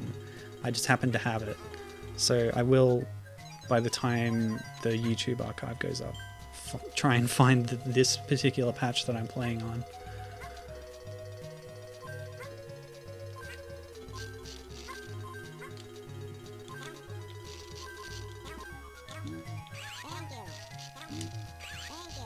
The big one.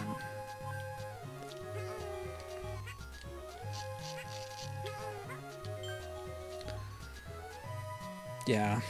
So basically I can't remember where I first found out about this. Yay! Invincibility frames, damage boosting. What is my YouTube? Great question. Thanks for asking. So all of my streams go up on my YouTube channel as soon as I can after I'm finished them, which is usually within an hour or so. Because Twitch has a handy export feature. Yep, so my channel name is just MiloScat, which is my like common username on the internet. My current Twitch handle is like a variation of that because I couldn't get MiloScat, so I got MiloScat.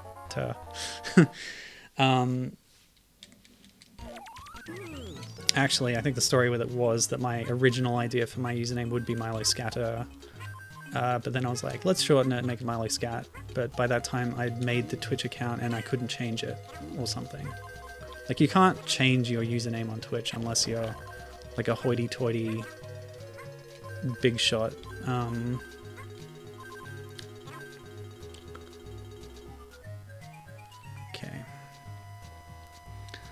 That's and you also have to be a big shot on YouTube to like get a custom URL.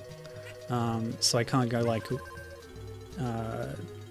youtube.com/MiloScat, but it's the channel name, so that hopefully you're able to find it like that. But I also have a link to my YouTube on my Twitch profile. Whatever landing page is on Twitch will yeah, have the YouTube link there. We can see all my previous stream videos, like I think there's at least 300 of them now, because I've been doing this a while. And I am proud of every single one. There is no video that I'm ashamed of. That's a lie. I often do things I'm ashamed of. Because I am a fool, a damn fool. What the heck?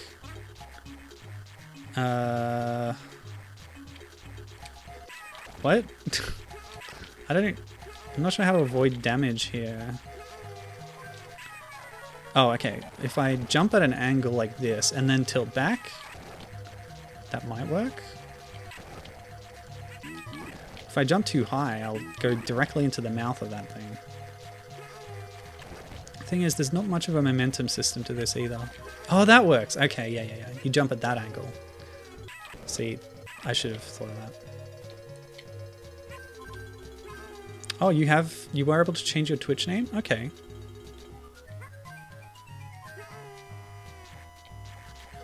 Wait, what?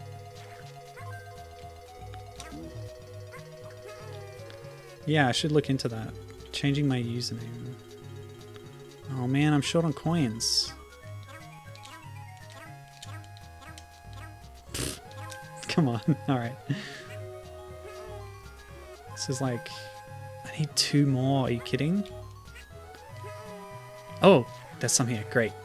Whoa, that's a motherload, yeah, okay. They really wanted you to go find that one. Okay.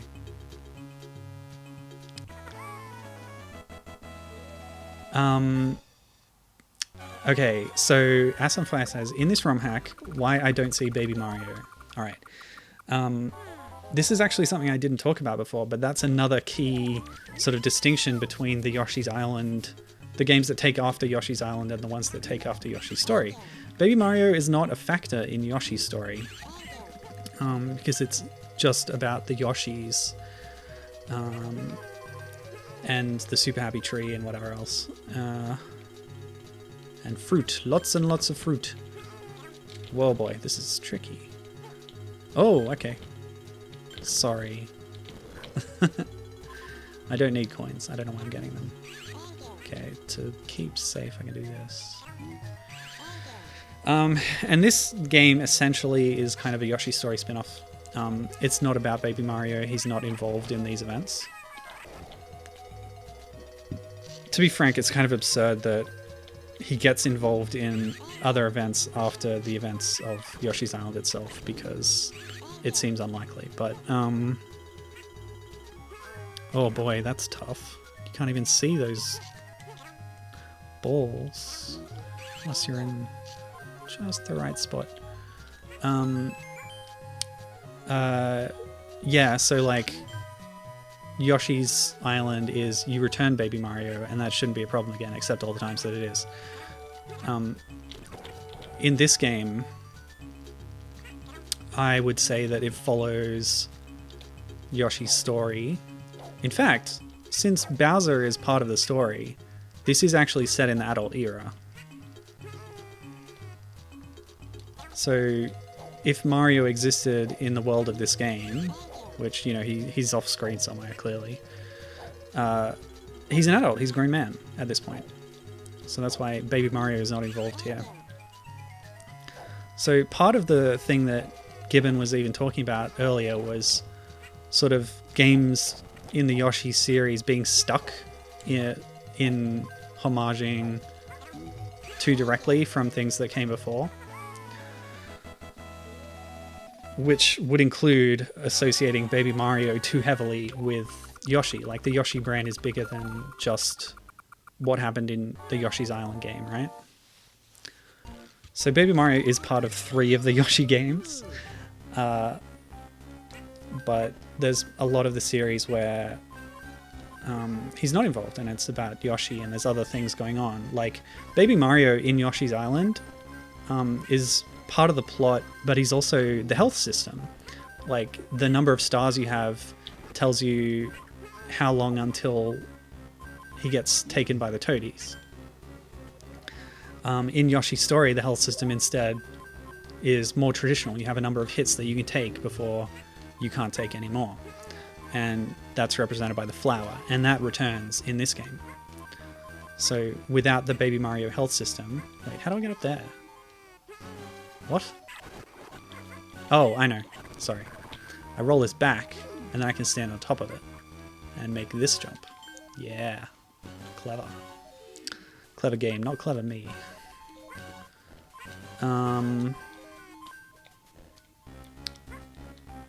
So yeah, I couldn't tell you the explicit plot of this game. Bowser's involved. There's some spirits. I don't remember. There's a book as well, which again is drawing on iconography from Yoshi's Story. But like, yeah, it's part of this second phase of the solo Yoshi, of the Yoshi-centric stories. Where Mario doesn't necessarily have to be involved at all. What the heck is this thing? What are you? I'm confused by your existence. Ah! But you hurt. Alright, let's go. And again, in case you have any misunderstanding about the nature of this game, the only thing that the hack that I'm playing does to this is change the tilt function to be mapped to a button. There's no other changes. This is all part of the original Yoshi game from the GBA, Yoshi's Universal Gravitation. So yeah, just in case you were unclear about that.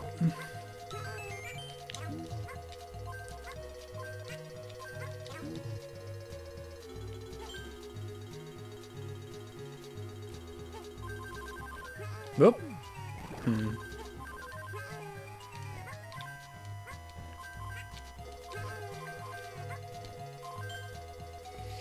And yes, I would consider myself a Yoshi scholar. Just kidding. Ow. What? Iframes should protect you from spikes. Although I don't think they do in Yoshi's Island, so... Despite what I just said, you know, the elephant in the room when any new Yoshi game comes out is, like, is this better than Yoshi's Island? Or, like, comparing it to Yoshi's Island mechanically or in all sorts of ways. It's inevitably going to be part of that conversation. And I'm sure it is in the dev room too, you know? Because the dev room is a thing. You know what I mean. Yeah, so this is Yoshi Universal Gravitation, also known as Topsy Turvy. Go check it out on Mario Wiki. I really do recommend Mario Wiki. Great resource, well updated, well moderated for the most part. You won't find any nonsense about the Great Ape War in Mario Wiki. Unlike certain other fan wikis that I can think of. I'm not bothering with this. Yeah, I sometimes just browse it, and I just love lists and databases and stuff. That's my kind of brain, you know. Ow. Please.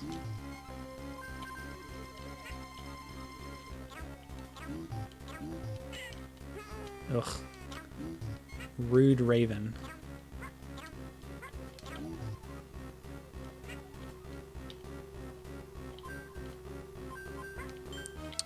Well, if there were more ravens on that screen, I'm not getting them now. Bop. Bop.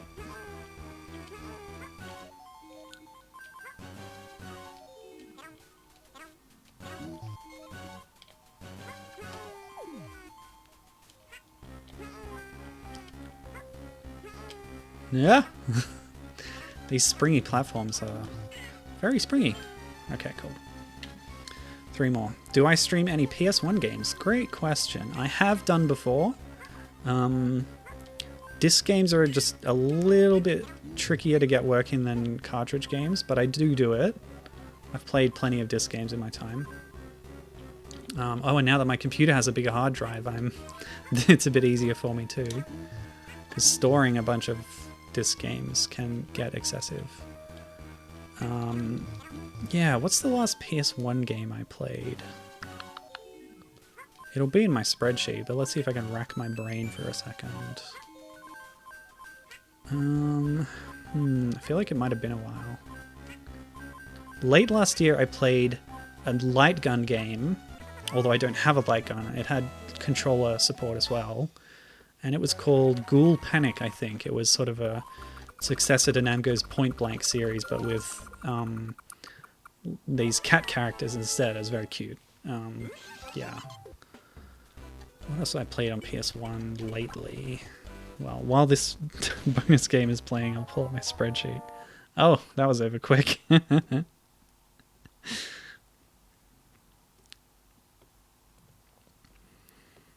Okay.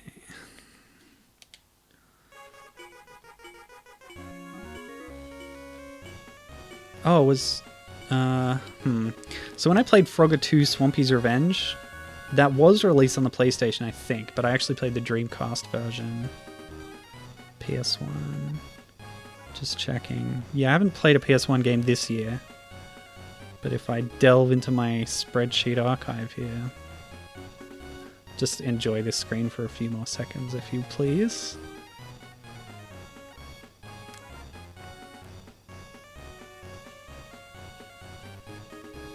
PSX, School Panic. Hello? Yeah, it has been a while. Aside from Ghoul Panic, I've played a PSP game sooner than I've played a PSX game. Ghoul Panic absolutely does count. Gosh, yeah, it was only one PSX game last year. And then before that, I of course played Umihara Kawase Shun in late 2020, which is a PlayStation game. Okay, the final level, we're here. Gibbon is suggesting that I should stream Sheep for PSX sometime. Oh, something tells me that I've heard of Sheep, but I can't remember what it is exactly. Sheep. Sheep. Do you have the herd sheep in it? I would assume yes. Sheep. How about PS3, asks Ass on Fire. Not really, no. I don't have a capture card, so I have occasionally done streams from my PS4/5. Probably because she's talked about it before. Yeah, that's probably where I've heard of Sheep, is from you. And yeah, PS3 is really hard to emulate. So generally I just tend to go for retro stuff that's easier to get running. Or very occasionally a new thing that catches my fancy, an indie thing or something. So yeah, no, have never streamed a PS3 game. Well done, I knew that you could do it. Look, Bowser is just up ahead in that cave. I know it.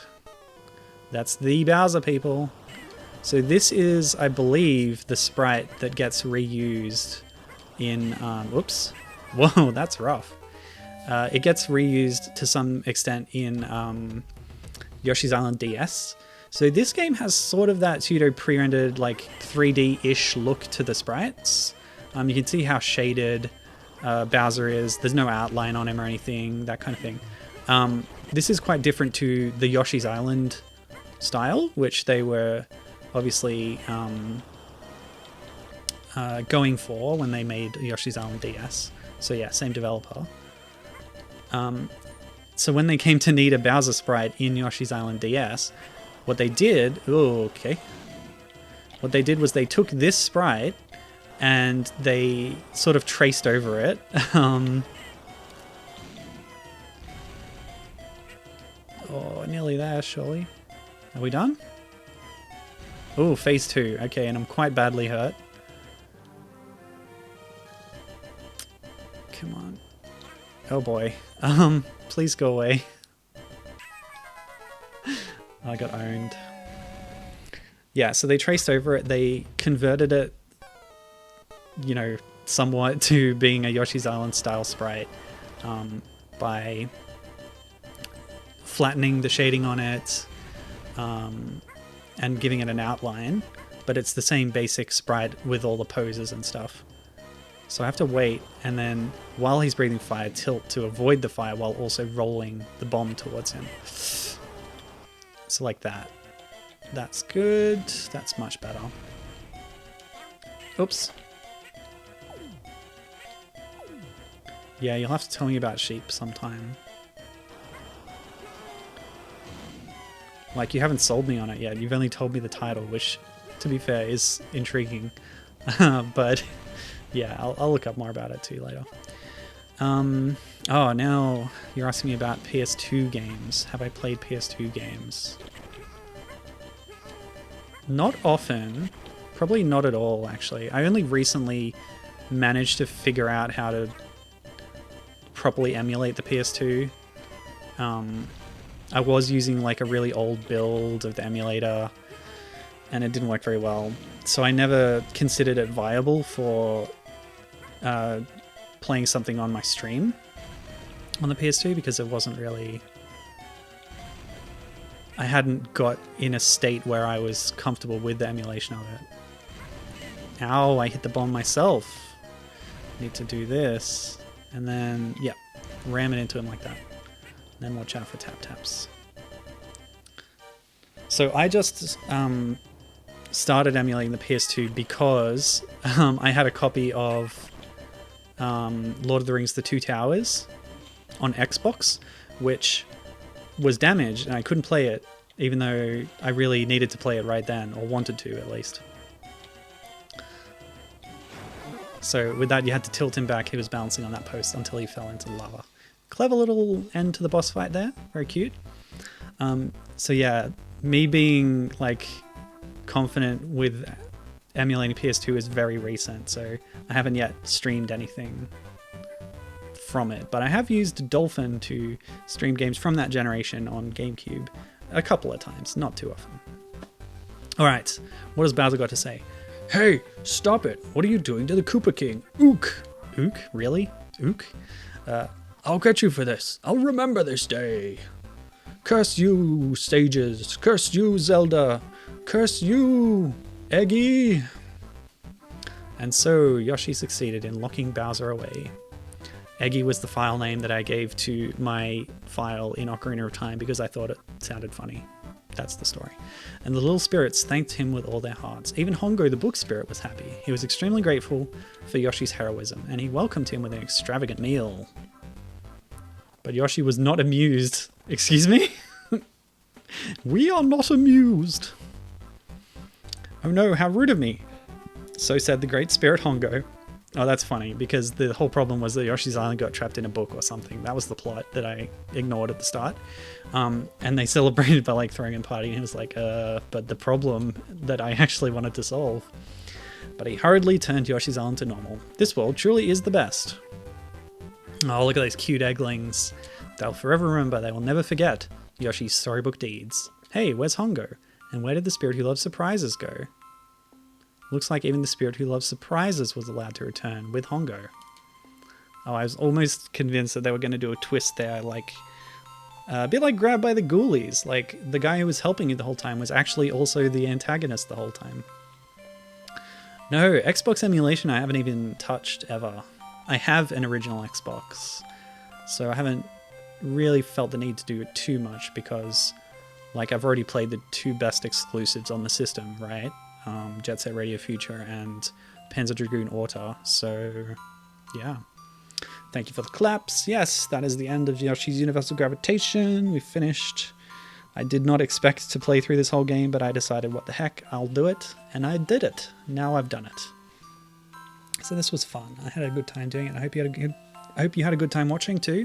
I'll let the credits play out and then I'll check the Eggling book. But that's the end of the stream for today, apart from that. Yeah, cool stuff, eh? Speaking of Lord of the Rings: The Two Towers, I'm at a point in playing the Tolkien games of my own time where I am ready to now pull the trigger on streaming some of them. So I've got a few lined up that were like obscure stuff, Java mobile phone games that were tying into Lord of the Rings movies, some Flash stuff. I got a nice bootleg game to check out that should be fun to see what silly things they've done with the supposed license. Yeah, so I think I'm going to do that next week. Oh, unless I immediately change my mind, because there's some sort of Yoshi-esque games that I had on my list that I had been meaning to check out. One of them is Dino City that I've played before, partially on stream. I wanted to go through and play the whole thing through because it's a bit Yoshi-esque, and there's another one too that I don't recall the name of offhand that is sort of similar, where you're riding on the back of a dragon in a platformer. So I thought that might be a fun thing to follow up Yoshi with, this sort of similar-ish concepts from other companies. So that is definitely what I'm doing next week, and the week after that I'll be doing some Lord of the Rings stuff. Do I stream any mobile games? Yes, I do. Java phone games, I use emulation like Carvey Break and some other ones to show off some of those old forgotten things, because that era of mobile gaming is a lot of it's kind of lost, so I think it's good to show it off sometimes when there's some interesting stuff to see. And I've even done smartphone games by connecting my smartphone directly to the computer and then capturing the output from it. That's been interesting. Last year I did a bunch of Rare related games, so people who used to work from Rare sometimes go off and found studios devoted to mobile gaming, and it was fun to check that out. Bonus games, what's this now? Shuffle mode, what? So there is a randomizer in this game already. What does this do? I have no idea. Does it put you in existing levels with random challenges? Maybe. Not sure. Well, we'll just continue that file and I'll check that Eggling book. So you can see all those cute little eggy babies that I've been finding. Oh, lovely. And of course they all have names. Rich, Glimmer, Pearly, Ref, Stripes, Safari, Nutter, Squib, Chipper, Cookie, Peanut, Bengal, Tigor, Almond, Twigs, Mooch, Moo, Chubbly, Derry, Hayworth, Jersey, Edda, Heezy. So a lot of these are puns based on the kind of thing they are, clearly. So these giraffe ones, Upski and Nicker. Okay, I don't get that one. Boa? Oh, they have types, yeah. Snake, Eggling, Boa, Slither, Garter, Anaconda, Squirm, Cobro, Turtle Egglings, Trundle, Molasses, Glue, Plod, Creep, and Slow-Mo, and No-Go. Bee Egglings, Honey, Syrup, Stingle, Queenie, Bumble, and Buzzo. Deer Egglings, Caramel, Mocha, Cappuccino, Cocoa, Maple. That doesn't sound very deer-like to me.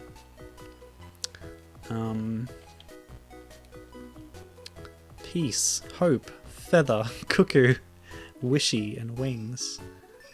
Pinky, Rosa, Mingo, Sunrise, Sunset, and Shelley. The Raccoon Eggling, Scrub, Trash Can, Dumpy, Scamper, Ringer. What's this one? Owls, Night Night, Snoozer, Fluffier, Nocto, Darkle, Blinker, and Spooky. Angel Eggling, Goody. Is this a Chow Garden? Angelo, Buddy, Sweetie, Mermaid, okay, I'm on board. Valentine, Cupid, and finally the Bear Egglings, Grizz, Grumble, Cubba, Snoozy, Gruff, Fang, Barry, and Berry. Pretty cool. I didn't get all of them clearly. There's some apples that I skipped during the levels. I wonder if I 100%ed it in my original save file on my cartridge. Alright, well that's the end. Thanks for joining me. It's been fun. Thank you for helping me celebrate my birthday with some Yoshi games from my childhood. It's been a blast revisiting them. And yeah, we'll have some more Yoshi adjacent stuff next week. Same time. Hope to see you then. Until then, stay safe and have a good one. Bye!